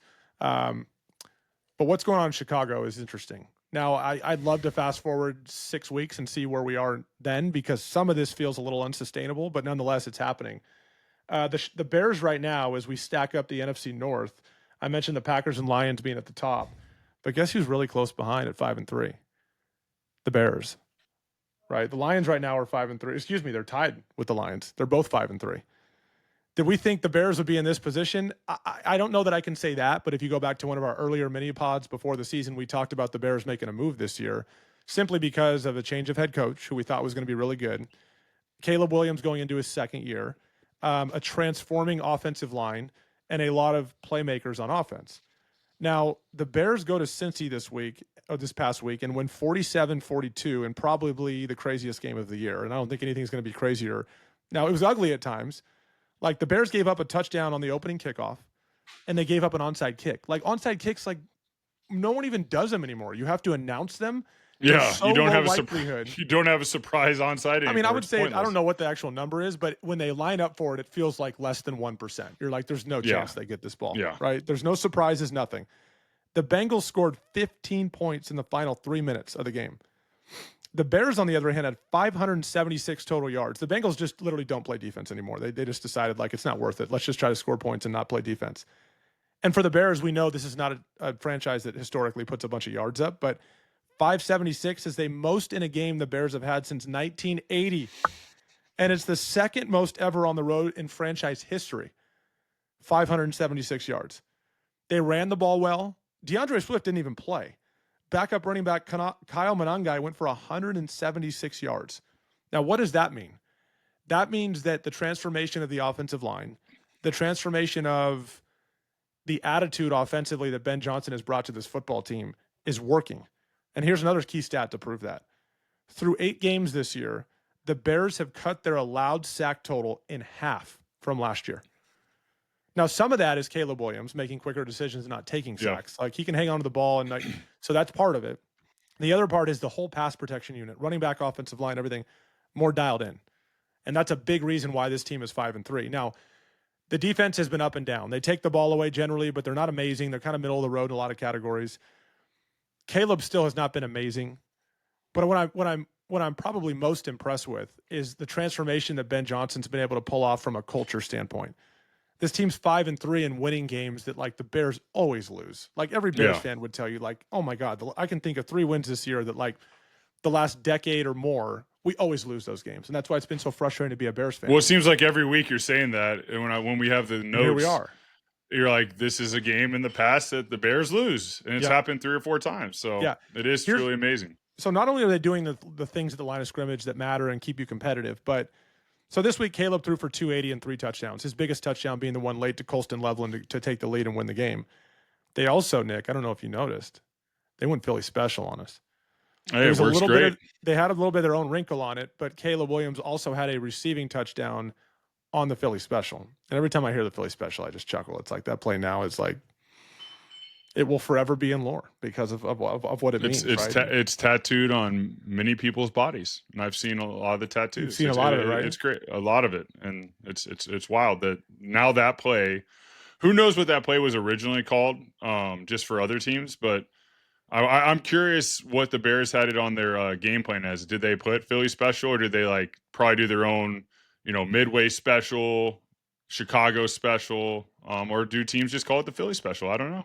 They had to call it their own thing, I'm guessing. Let me give a note on Joe Flacco, just to give Joe a little bit of love, because what he's doing is pretty freaking amazing. Over 40 years old. And I know they lost the game. And again, I mentioned before, and I'm not joking when I say this. I know it sounds like I'm trying to be funny. I'm not. The Bengals just basically said, like, defense is not necessary. Their defense is awful. But in 4 starts with the Bengals, here's Joe Flacco. 32 points a game, 11 touchdowns, 2 interceptions. And then against the Bears on Sunday, 470 pass yards makes him the oldest player in NFL history to have 472 pass yards. Dude, he's going to be a Pro Bowler this year. He's going to be a Pro Bowler. It's, like, think about where he's at, right? Married with children, late in his career, and he's like, oh, I got to go to Cincy. Let me just go sling the rock, baby. And I'm going to play. I like the receivers. This is cool. I got T. Higgins. I got Jamar Chase. This is cool. But, man, honey, okay, I'm just going to go cut this thing loose in Cincy. And it's been, like, historically good through 4 games. 32 points a game. Now, part of it is because, like, they have the ball a lot because the other team just scores so quickly. So then you're going to be slinging it around. Their defense is that bad. That, like, their defense is so bad that it's making Joe Flacco look good. Well, and it doesn't look good. Yeah, and it doesn't look good because they got rid of their defensive coordinator last year, and now he's in Indianapolis, and they're having a great year. It makes him look bad because they're always in, like, 2-minute mode where, like, hey, let's sling the ball around, and they have the ball a lot because their defense is not necessarily getting 3 and outs. They're just like allowing points. And so, but look, in key moments, like when they got the onside, like, Joe immediately takes them down and scores and goes for 2, and they go ahead. Like, I know they have great guys, but Joe Flacco, like, my hat's off to you, man. What you're doing at this stage of your career. what's awesome with Joe too, and he knows this, is like he went to a team in Cincinnati where offensively they're pretty dialed. Like they have guys. Like it's not like he goes there and you're playing with guys that are on practice squad because everyone's banged up. Like you have really good receivers. Like you have good skill set position players, and he's utilizing that, and it's awesome for Joe. Like I said, like he's on the trajectory to make a Pro Bowl this year. When in Cleveland, I think they just asked Stefanski, and I didn't listen to the clip, but I just saw the first part where they're like, "Why is Joe Flacco having so much success in Cincinnati and didn't have it?" I mean, if you're the Cleveland Browns coaching staff, you're like, "Oh man, like this isn't good for us. Like we let go of this guy. Now he's in Cincinnati on a bad team, but he's doing record-setting things, and he's probably going to make a Pro Bowl as an alternate. Like this is not good for us." Yeah, no question. And look, Zach Taylor, their head coach in Cincy, he's got some stuff to figure out this week too. There were some sound bites from players after the game, most notably their running back Chase Brown, that just didn't come off great. And naturally, when you have a team you thought was going to be good and you lose your quarterback in Joe Burrow and things start to fall apart, you're going to get guys that are pissed, and you got to try to keep things together. But I don't think it looks very good for Zach Taylor moving forward, because it appears that like the locker room is becoming pretty fractured between offense and defense, and Chase Brown saying, just end the game, talking about the defense. It's like, okay, like that's going to do nothing for your locker room. Right. And Jamar Chase tried to take the high road too. Like, look, man, I've got nothing to say about them. That's going to do nothing for us in the big picture. But Zach Taylor's got his work cut out for him. I don't think it looks good for Zach in Cincy. Another surprising result this past week. So Detroit was one of those, like, Nick, we got a buddy who's in like a loser pool, and the Packers screwed up a lot of loser pools where you pick a losing team each week. Another one that screwed up a lot of loser pools was Minnesota going to Detroit. It felt like Detroit should win that game. J.J. McCarthy's back. I'm not even sure how much Minnesota loves J.J. McCarthy. I don't know what I have no idea what J.J. McCarthy is as a pro. We just haven't seen enough of him. I didn't even love him at Michigan, to be honest with you, but I do think he's a good player. But like, I just don't know what he is as a pro. And so Minnesota goes to Detroit and wins 27-24. But here's the odd thing. It was kind of like the J.J. McCarthy we saw at Michigan. Gritty, tough, but really not needing to do a whole lot for his team to win. He was 14 of 25. He was a 56% passer in the game. 143 yards, 2 touchdowns, 1 interception, and a rushing touchdown. The rushing touchdown mattered. It was timely for him. Minnesota's defense was fantastic. They got Detroit out of rhythm for the most part. They got Detroit away from their run game because Detroit was playing from behind. And Minnesota's defense really controlled the tempo. But I'm going to say this, like, because it felt like JJ may have had like a soft benching when they were continuing to go with Carson, even though Carson's shoulder was bothering him. Now Carson is having surgery. I still don't know what JJ McCarthy is, and therefore I don't know what the ceiling is for Minnesota. I mean, right now in the AFC North, or the NFC North, sorry, Minnesota's at 4-4. The leader's at 5-2-1 in Green Bay. So they're not out of the picture by any means. And you might say, well, they got their quarterback back, then maybe they start to take a step forward. Still have no idea how I feel about J.J. McCarthy, because I didn't love him at Michigan. I was kind of surprised he was thought as high, regarded as highly as he was. I don't know how great of a passer he is, because at Michigan he was surrounded by some great infrastructure. And he got that on Sunday against Detroit, and they got a win, which is great. But I still don't know what to make of him. Yeah, I think what this shows is Minnesota's a really good team. When Carson Wentz had his first start, I forget who they played against, but they blew him out. They beat him really bad. And you look at Carson's stat line, and it was sort of like what JJ's was. It was surprising that he didn't throw 4 touchdowns with the score. The defense made plays, special teams, offense just did their job, and the quarterback just didn't make mistakes and make the game worse with turnovers. So JJ goes into Detroit against a good Detroit team and does the same thing. Like you said, like nothing crazy. 56% pass completion. I mean, he's got, once again, some of the best receivers in the game.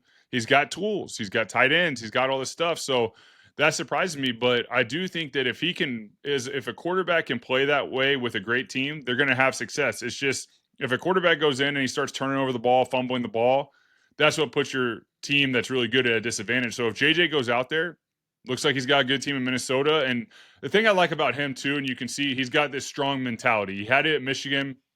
You can see it in the post game in the locker room after the game. Like, he's got this intense mentality, this confident mentality that's going to radiate through the team.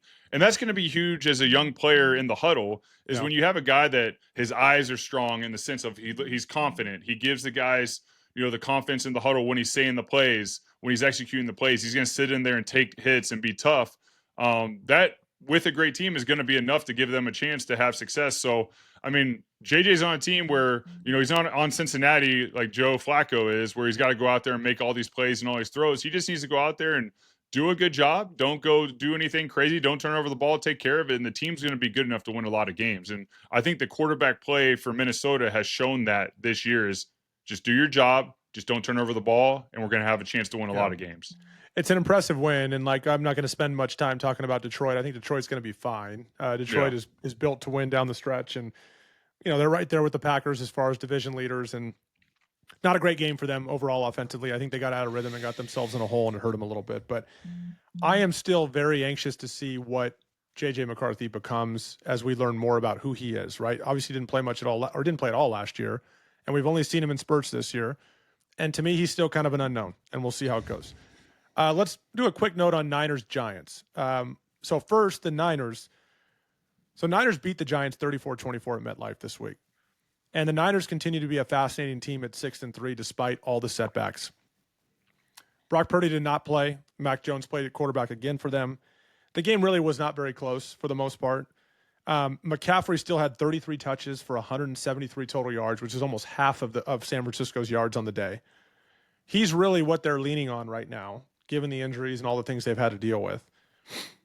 And you have to do what you got to do what you can to keep him healthy, though. 33 touches in a game scares me for McCaffrey. I don't know if they can sustain this, because if they lose him, they're in serious trouble. But what they continue to do, despite all the setbacks, now they play the Rams at home this week. They play them up in San Francisco. The Rams are favored by 3.5.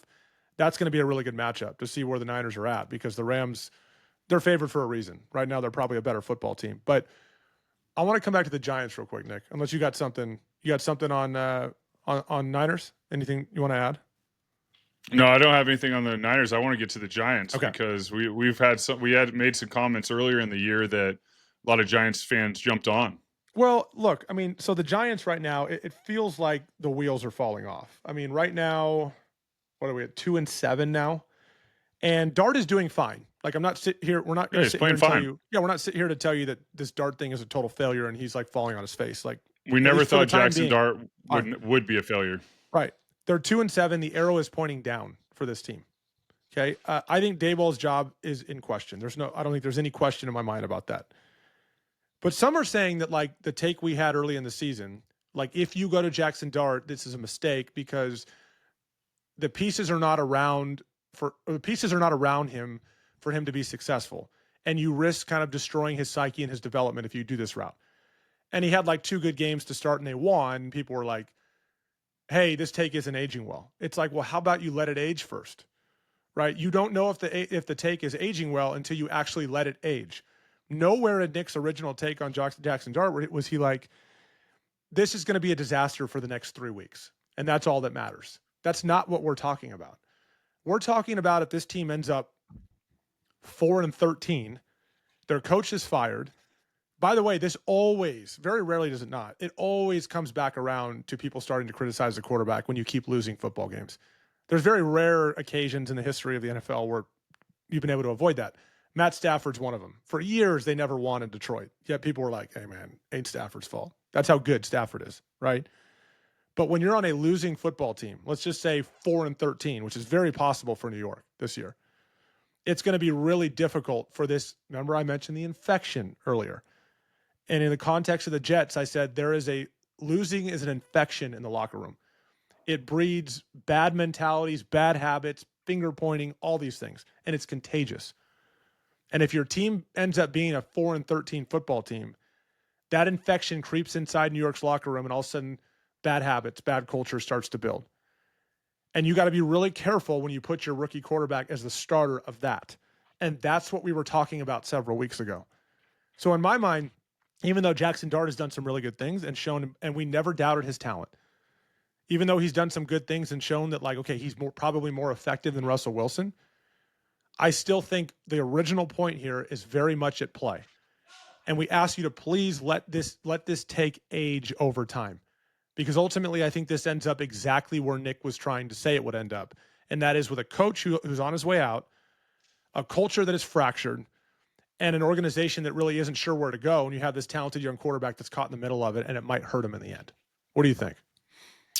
Yeah, I mean, that was our point from the beginning is we always like Jackson Dart. We like the quarterback room with Russell Wilson, Jameis Winston, and Jackson Dart. We felt like the reason they were playing Jackson Dart was, one, he's going to be a talented quarterback in the NFL for a long time.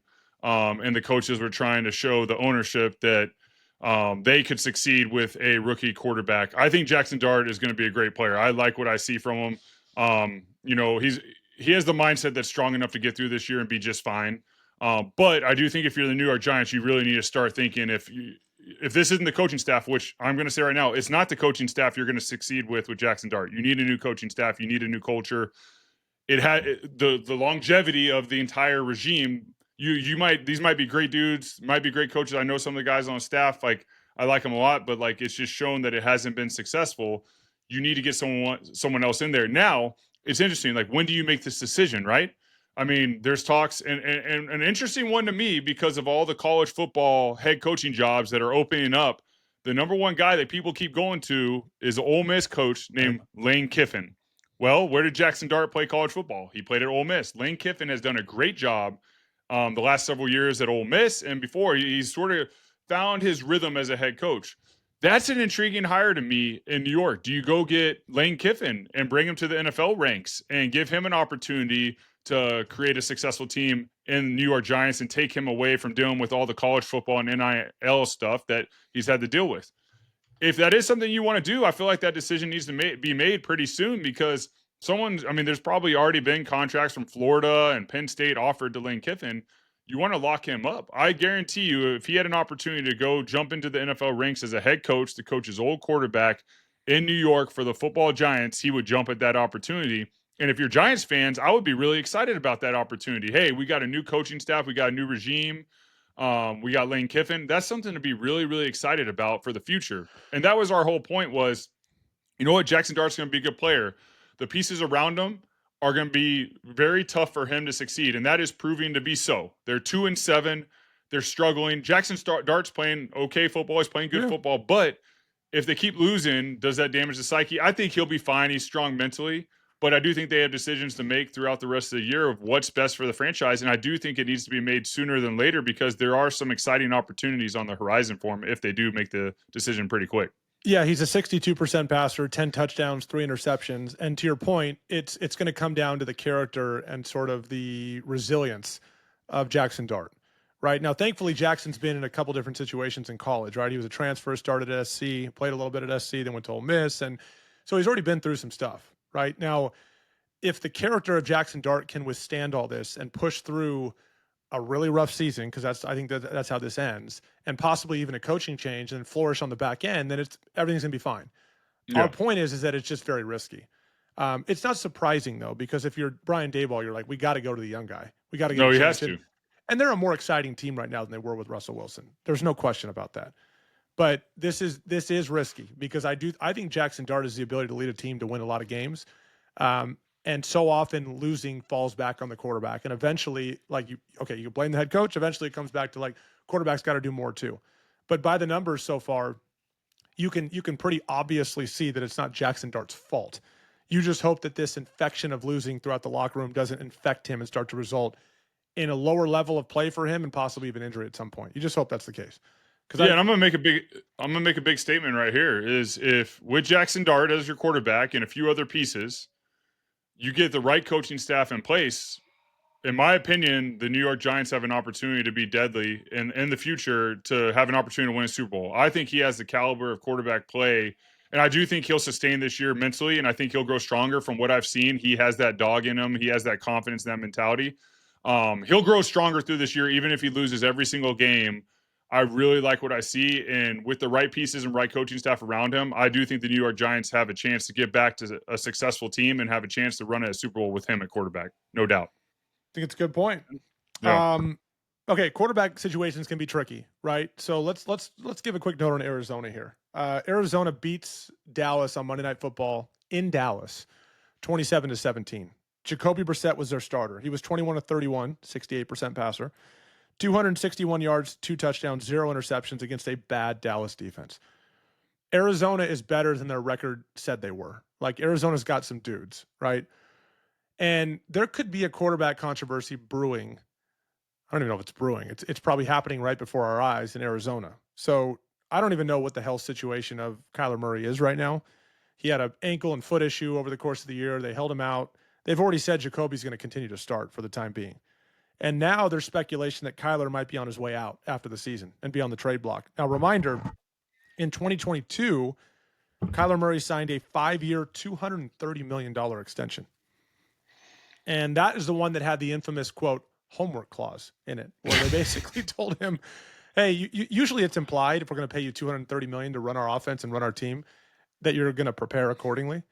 They had to actually be explicitly outline that for him and say, this is part of your job obligation and your contract obligation is to be a pro, right? Which kind of like, it was a head scratcher for a lot of people. Like, if you have to do that, if you have to say it, what does that mean, right? So it looks like it's not going to happen. Obviously, the trade deadline was yesterday. It was never expected to happen midseason, but they could be in a tough spot with him. And so my question for you is this regarding Kyler Murray. If Kyler Murray doesn't play again this season, and say they keep saying that he's not 100%, so we're not going to play him, when in reality it becomes effectively like we've moved on from him, we want to play Jacoby. We feel like Jacoby gives us the best chance to win. And ultimately, your objective, if you do that, has to be to move on from him after the season and trade him. Are you hurting his trade value by not playing him the rest of the season?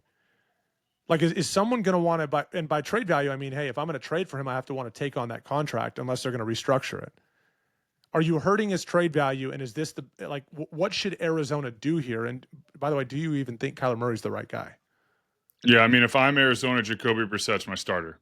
I think Kyler Murray's had more than enough opportunities. I think when they signed him to this deal and they did the homework trade clause, and that all became an issue because of video gaming. Now he's got a YouTube channel, and he's super talented and all these things. He's short, so he can't see over the line, and he struggles with that. That's why he's got to move around the pocket because he can't see the intermediate stuff, and that's been an issue.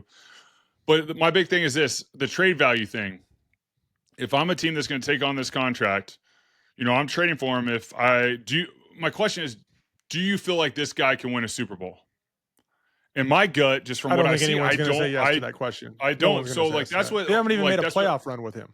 And by the way, this regime, GM and head coach, are not the one that signed him to that $230 million deal. That's important to point out. I see him being shut down this year, Jacoby Brissett. I think the team's responding to Jacoby Brissett's leadership. And I've been around him a little bit. I've heard great things about Jacoby. I know Frank Reich loved him in Indianapolis. And everywhere I've gone, people have just loved Jacoby Brissett. They love his personality. They love how he's in the locker room. I know he's really hands-on. He's messaging the guys. And that's just from in the past. I assume he's doing the same thing. You can see it on the field, the leadership, him delivering strikes on time, getting guys involved, getting Marvin Harrison Jr. involved. They are a much better football team with Jacoby Brissett playing quarterback. I don't know what Kyler Murray's future is in the NFL. I don't see a team trading for him to be a starter. I just don't see it. I think he's a very talented guy.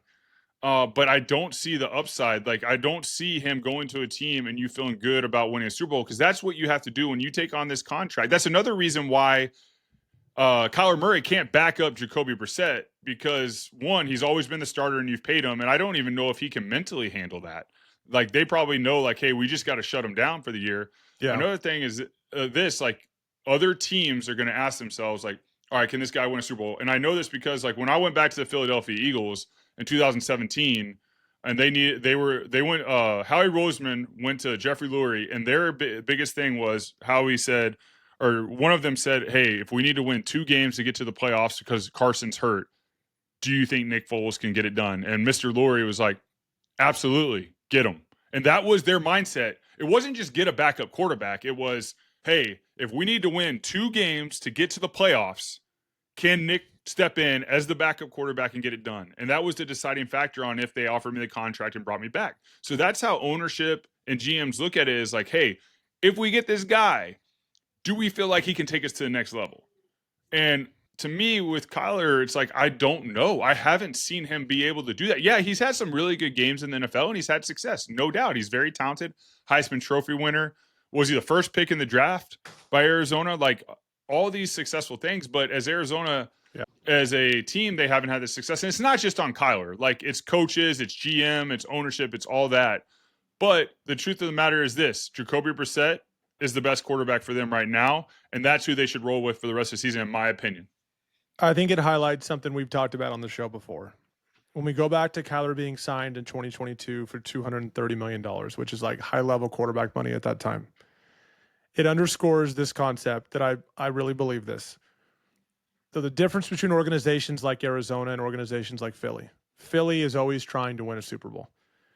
I think the vast majority of organizations in the NFL, they make a lot of their decisions where the North Star is not a Super Bowl. The North Star is just staying relevant. And when they're trying to decide on a quarterback, they're trying to keep butts in seats and not become a joke. And when they're trying to decide on a quarterback, they're not always like, can this guy win us a Super Bowl? They're more looking at it saying, where else are we going to go?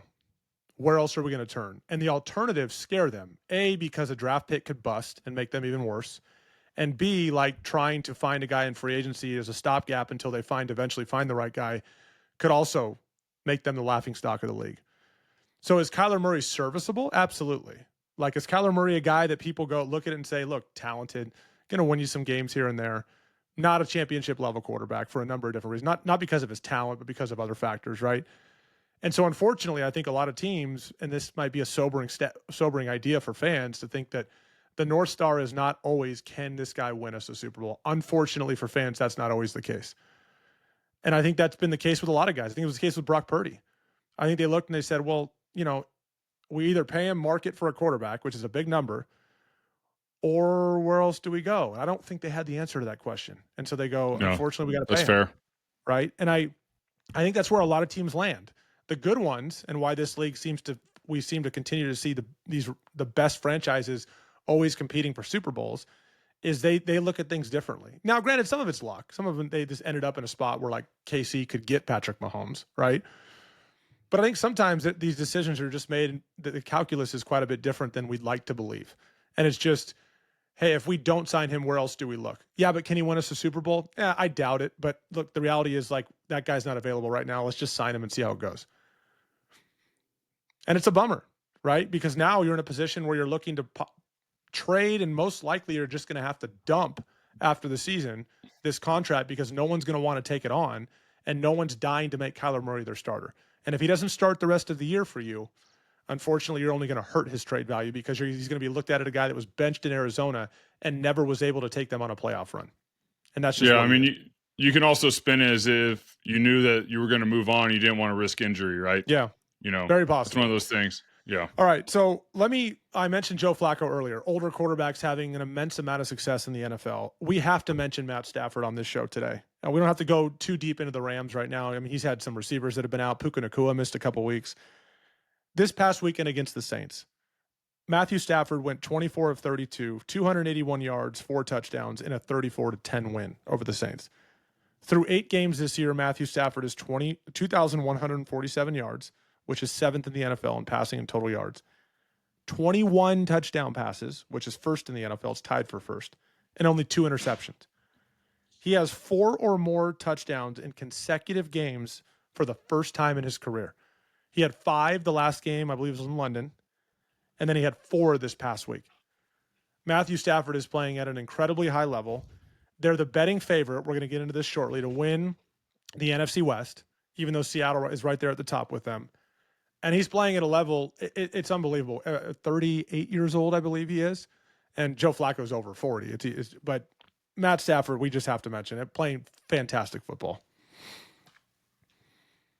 I got nothing more to say than he's doing what he's always done. Yeah. Like, I mean, this is Matthew Stafford. I mean, he's an unbelievable player. He's just doing what he's always done. And they're a huge threat to go win a Super Bowl again this year. And it's going to be fun to watch him try to get revenge for what happened when they kind of played down to their opponent, if you will.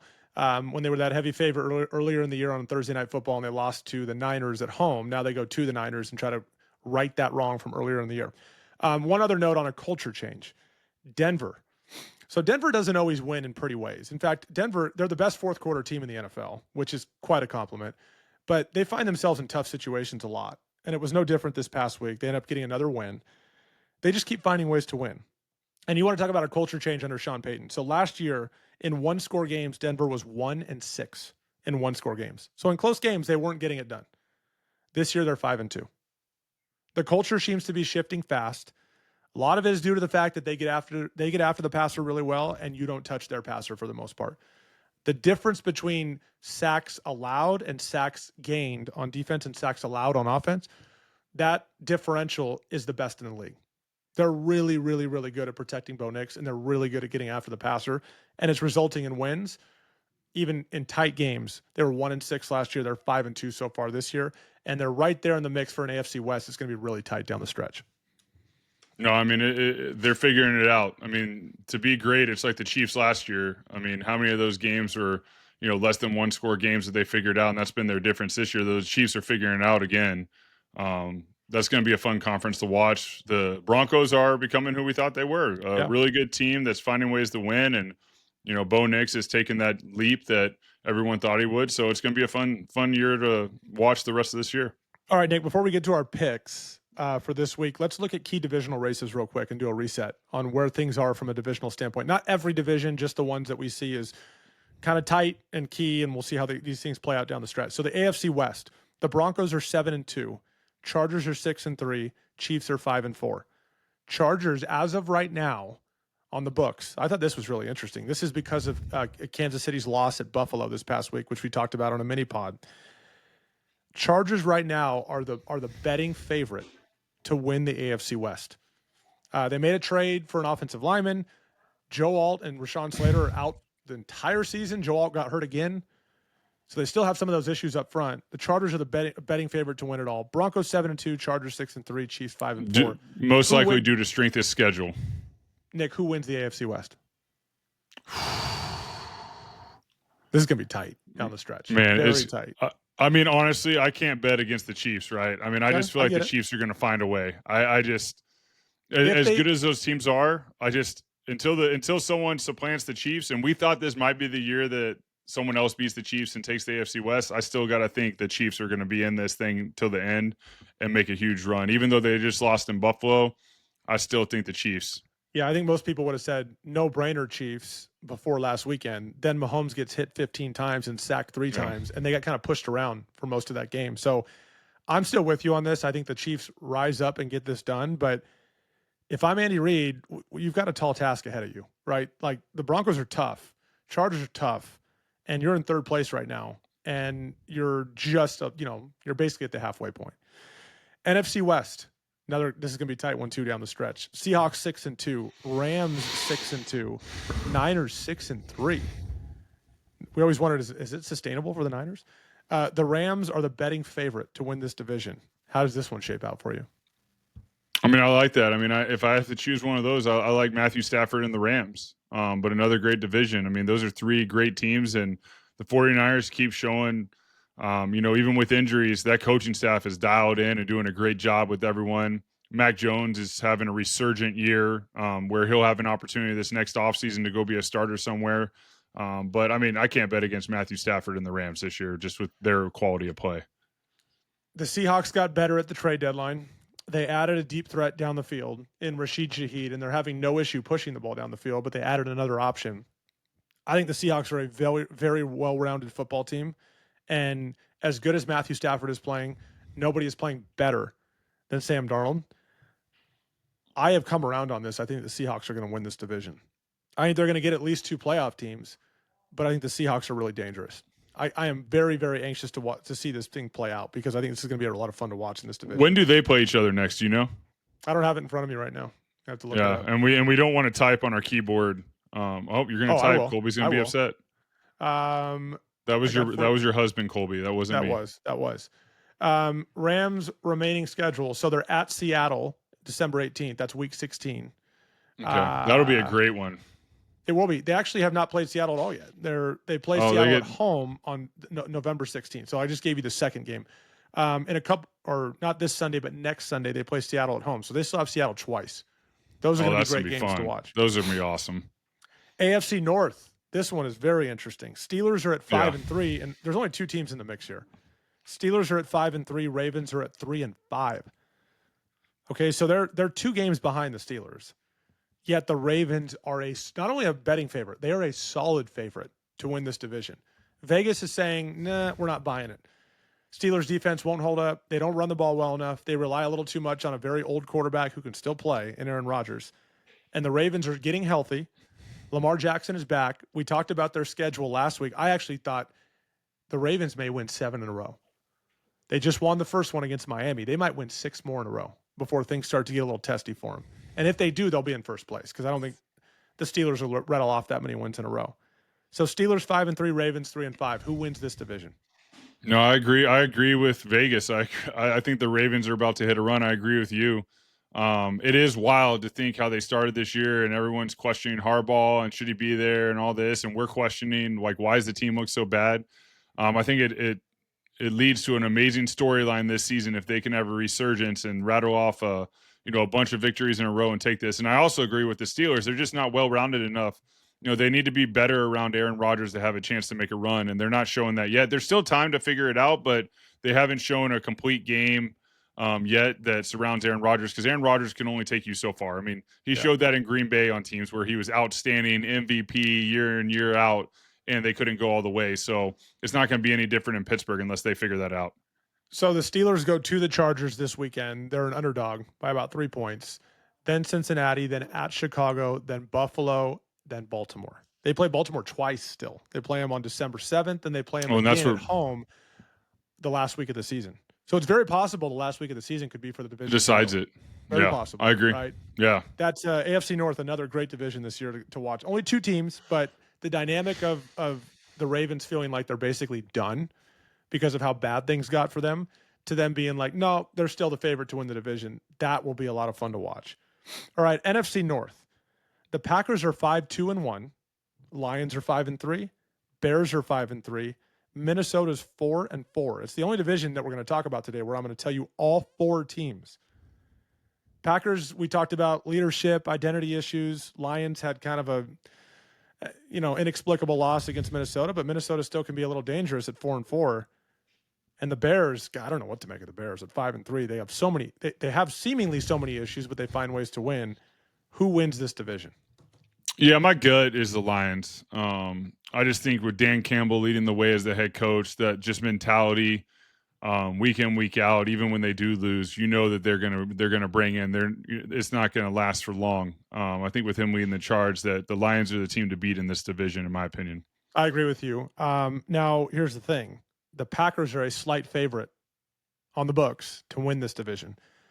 They still have to go to Detroit. Remember, they already played Detroit at Lambeau early in the season and beat them. I think it was the first game of the season. They beat them 27-13. And they go to Minnesota at the end of the season. They go to Denver on December 14th. So this is going to be – I agree with you. I think the Lions are built to win this thing down the stretch. I think the Packers could be a very dangerous wildcard team in the playoffs if they kind of figure things out and they surge late. But I'm with you. And by the way, there's some value here to take the Lions to win this division because you're going to get at best even money, maybe even plus money in doing it. So it might be something to consider. AFC East. I love this one. We've talked about it many times. Patriots are 7-2. Okay. And I didn't even get to the Patriots yet. They've won 6 straight after starting 1-2. Now remember, they're coached by a guy in Mike Vrabel that went to the AFC title game in Tennessee with Ryan Tannehill as his quarterback.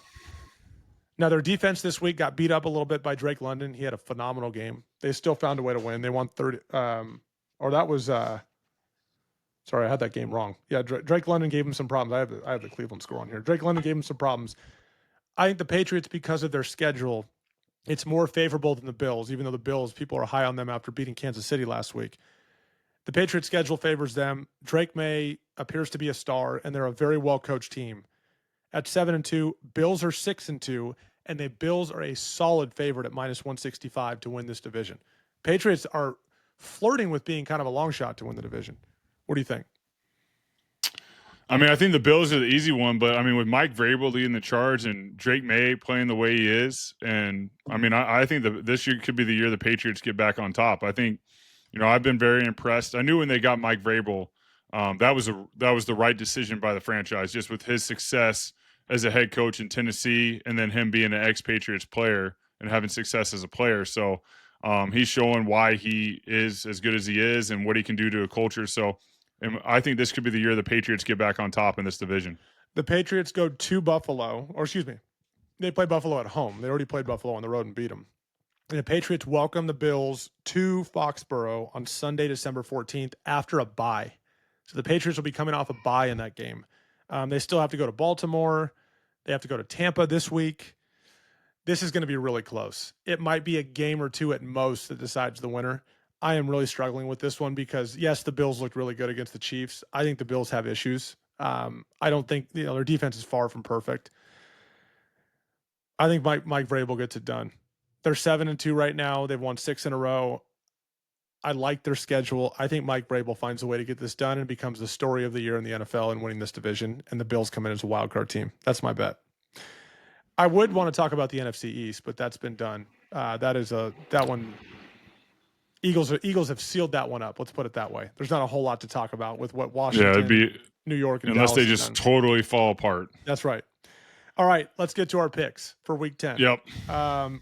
More separation going to happen this week. We'll get more answers to a lot of the questions that we have, and let's get right into it. Thursday night football. Vegas goes to Denver. Denver minus 9.5. So this is a home game for Denver.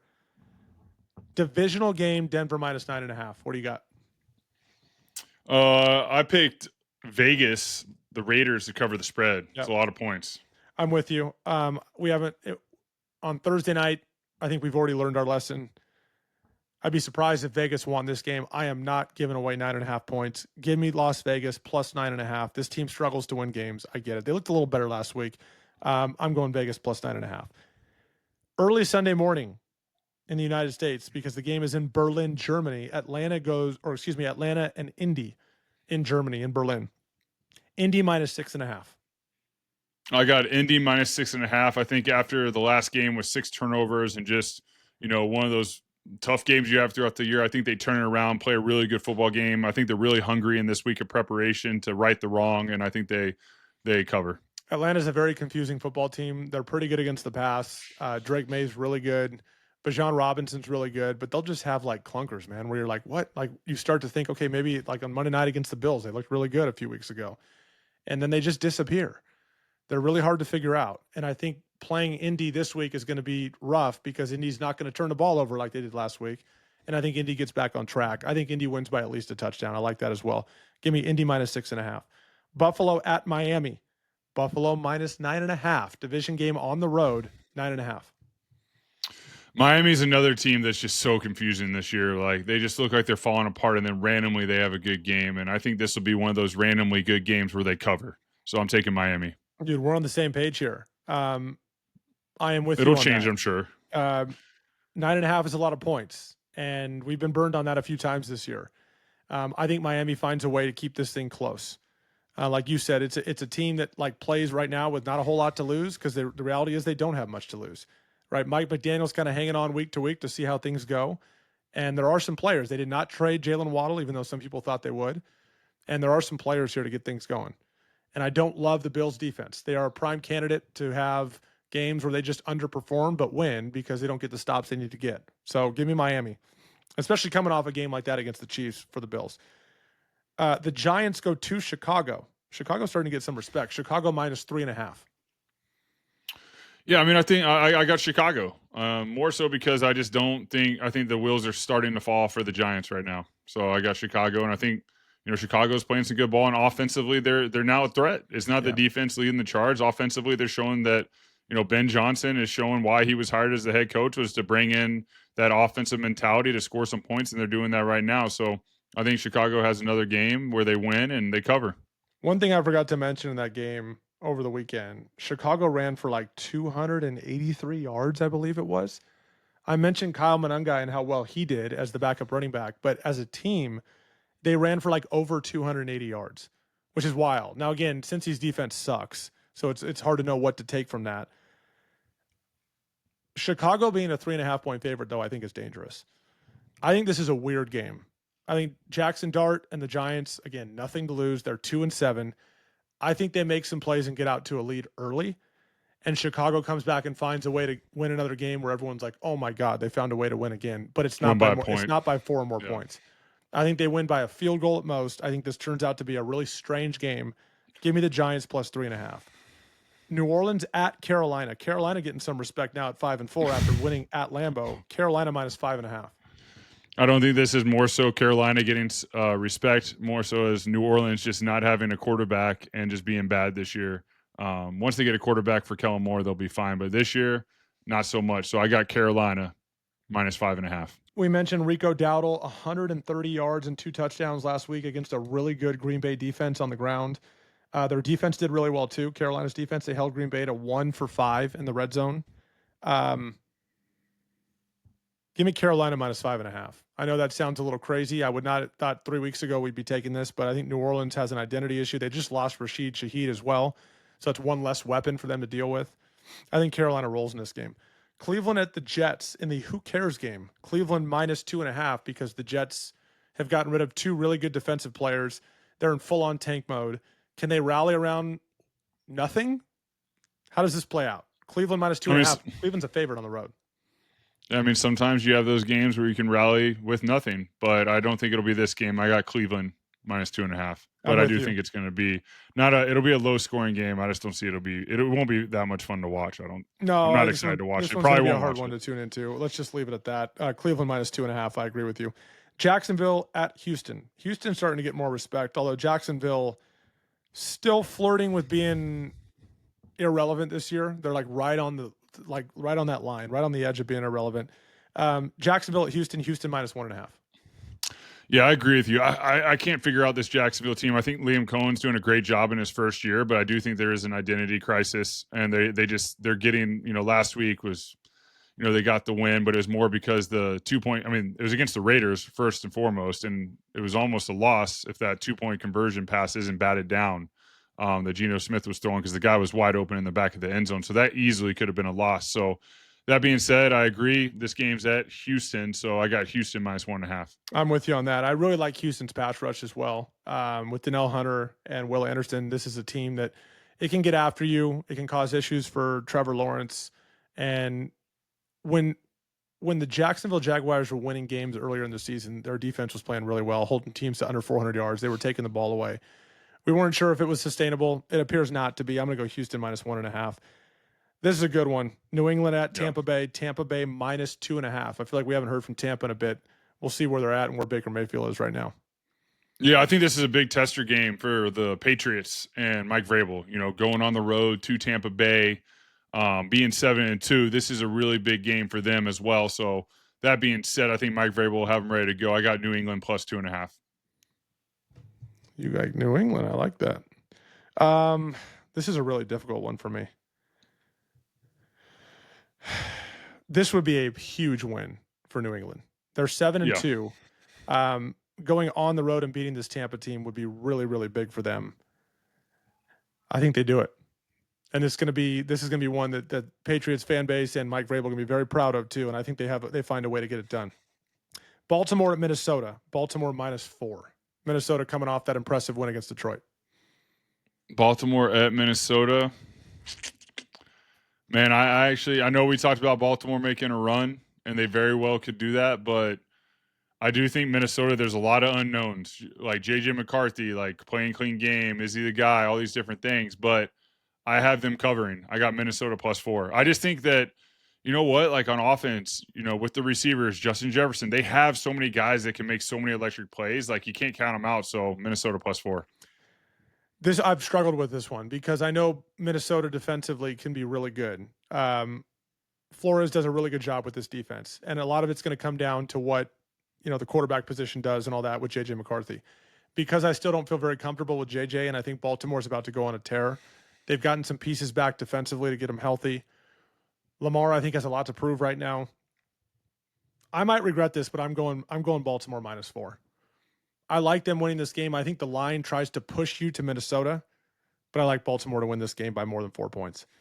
Arizona at Seattle. Jacoby Brissett leads the Arizona Cardinals to Seattle, who's playing really, really well. Seattle -6.5. Divisional game. I think there's a lot of things. Yeah, I think there's a lot of things. Divisional game. I think Jacoby Brissett is getting his feet under him. I think he's continuing to. A lot going on with Kyler Murray, but I do think the team, going with Jacoby and figuring out things with Kyler, starting to give them more confidence, more identity in who they want to be. Jacoby's getting the guys on offense more involved, getting the playmakers more involved with just timing and rhythm. I like Arizona +6.5 in this game because Jacoby Brissett's the starting quarterback. I think he's going to do his job. Marvin Harrison Sr. made some comments this past week about his son, Marvin Harrison Jr., and the offense he's a part of. Marvin Harrison Sr. doesn't talk very much. He didn't when he was a player and hasn't talked very much since Marvin Harrison Jr. started his career. But he made some comments about the offense and how it's almost hard to watch because he doesn't really understand what they're doing. Marvin Harrison Jr. made some plays in this game, probably one of his best games of the year. So maybe that had an impact on it. I don't know. Maybe he's got better.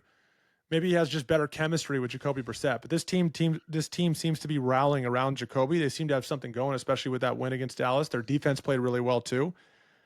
Seattle, ironically, has been better on the road than at home this year, which is odd.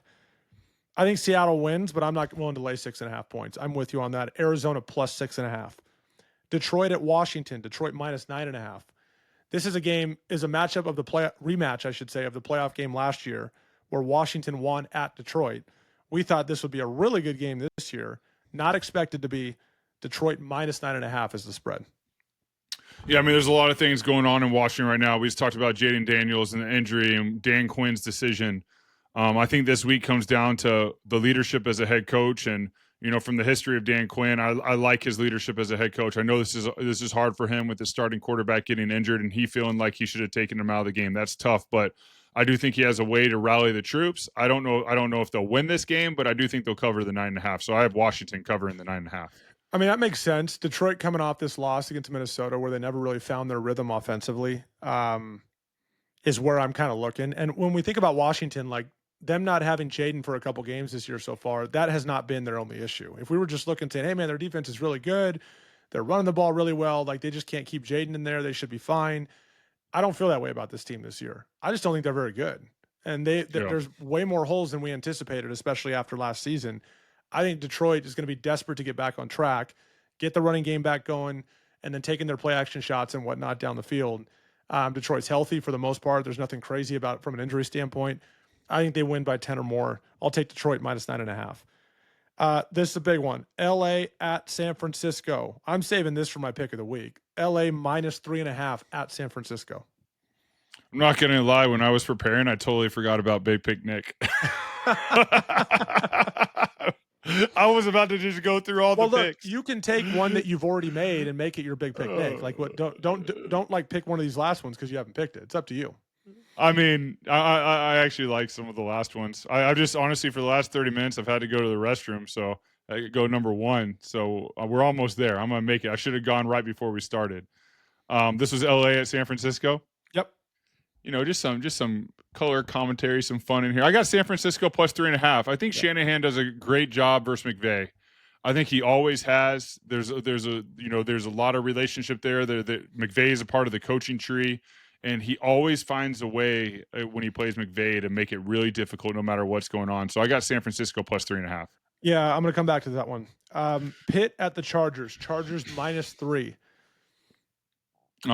Pittsburgh at the Chargers. Man, this one's been tough for me.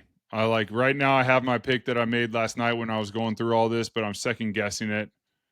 But I do think Aaron Rodgers still has some juice. I'm waiting to see if the team comes around him and plays better. I know they know that, and can Tomlin get him to do it? I got Pittsburgh plus 3. I got Chargers minus 3. I know they're still not perfect up front. I think Pitt has found ways to win games. I love Tomlin's candor after last week's game. He said, I think his quote was, "There's a fine line between like smashing grapes and making wine." Saying like, "Look, we're flirting with disaster a lot. Like we're not doing everything perfectly, but we're still winning games." I like that resonated with me what he was saying. I think he's right, and I think they're going to struggle when they come out and play the Chargers. I think the Chargers will find a way to move the ball with relative ease, and they'll get stops. I think the Chargers win this game by more than 3 points. Yeah, I think the thing with smashing grapes or making wine, you got to make sure that you have great grapes all around in every facet before you start smashing them. Because if the quality of grapes isn't good, it's not going to be good wine. So there's more to it than just smashing grapes. Let's go Monday Night Football. Philly. This is going to be a great game. Philly. This worked out perfectly. Big pick, Nick. Last pick. Philly's a part of it. We did talk about Green Bay playing to the level of their opponent, which makes it seem that they would potentially win this game. They're picked to win, 2.5 point spread. But you know what? Philly's coming off a bye week. A.J. Brown's still on the roster. I agree with all the talking heads. He's just too talented to get rid of. He'll hopefully be back. I haven't even looked at the stats report. I'd imagine he is. I got Philly covering and winning this game. I don't know if AJ's back or not. I have not seen an update yet. I think this line begs for you to take Philly. That's what I feel. I think people look at it and go, man, Green Bay, I know Lambeau's a tough place to play, but they just got beat by Carolina. Philly seems to be surging. Everything seems to be going right for them. They're coming off a bye week. I think this screams take Philly. Some people might say, no, Evan, it's less than 3 points. Like, people are going to jump on the home team. I don't know. I'm split on that. But I think Green Bay bounces back. This is a team that's been frustrating for at times this year. Had some bad losses, but like you said earlier, they play down to their competition. They play up to their competition. They're going to be ready to play in this game. Their defense is tough as hell. Jordan Love, like, just go back 2 weeks ago at Pittsburgh in this big moment against Aaron Rodgers, had like one of the best games of his career. And I think that's what Green Bay is about to do. I think Green Bay but wins Pittsburgh's this game. not Philadelphia. I agree. I agree. But I'm just telling you that, like, when the Packers decide it's time to play, they're a dangerous team. You're not gonna catch the Packers playing down to their competition when the Eagles come into town. No doubt. It'll be a great game to play in this game, right? And that's their Achilles heel too. It could cost them something down the stretch. Like, they have to, as a good team, they have to find a way to overcome that. But I'm taking Green Bay minus 2.5. So your big pick, Nick, goes Philly plus 2.5. Totally understood. I'm going San Francisco as my pick of the week plus 3.5. I don't know who wins this game, but San Francisco still is healthy enough offensively with George Kittle back, Juwan Jennings back. I know Brandon Ayuk. I'm not sure of the status of who's the other receiver from Florida. Blanking on his name. But they're healthy enough. And if Christian McCaffrey gets the touches that he's been getting so far this year, I think this team's going to be just fine. They'll keep this thing close. I don't trust the Rams to win by 4 or more. Give me San Francisco plus 3.5 as pick of the week. Nick, it's going to be a good weekend. There's going to be some separation. There's some great games in the NFC that are going to help us kind of get better clarity on things moving forward. It should be a fun weekend to watch. What do you got? Anything else? No, I'm just ready for a bathroom break. You're ready for a bathroom break. All right, cool. That was episode 13, Week 9 reaction, Week 10 preview. Reminder to follow us on social media, Instagram at The Season Pod, the SZN Pod. There are links on there to our YouTube channel and obviously to download our episodes wherever you get your podcasts as well. And as always, with 7 million places to listen to talk about the NFL, we thank you for listening. Have a good day.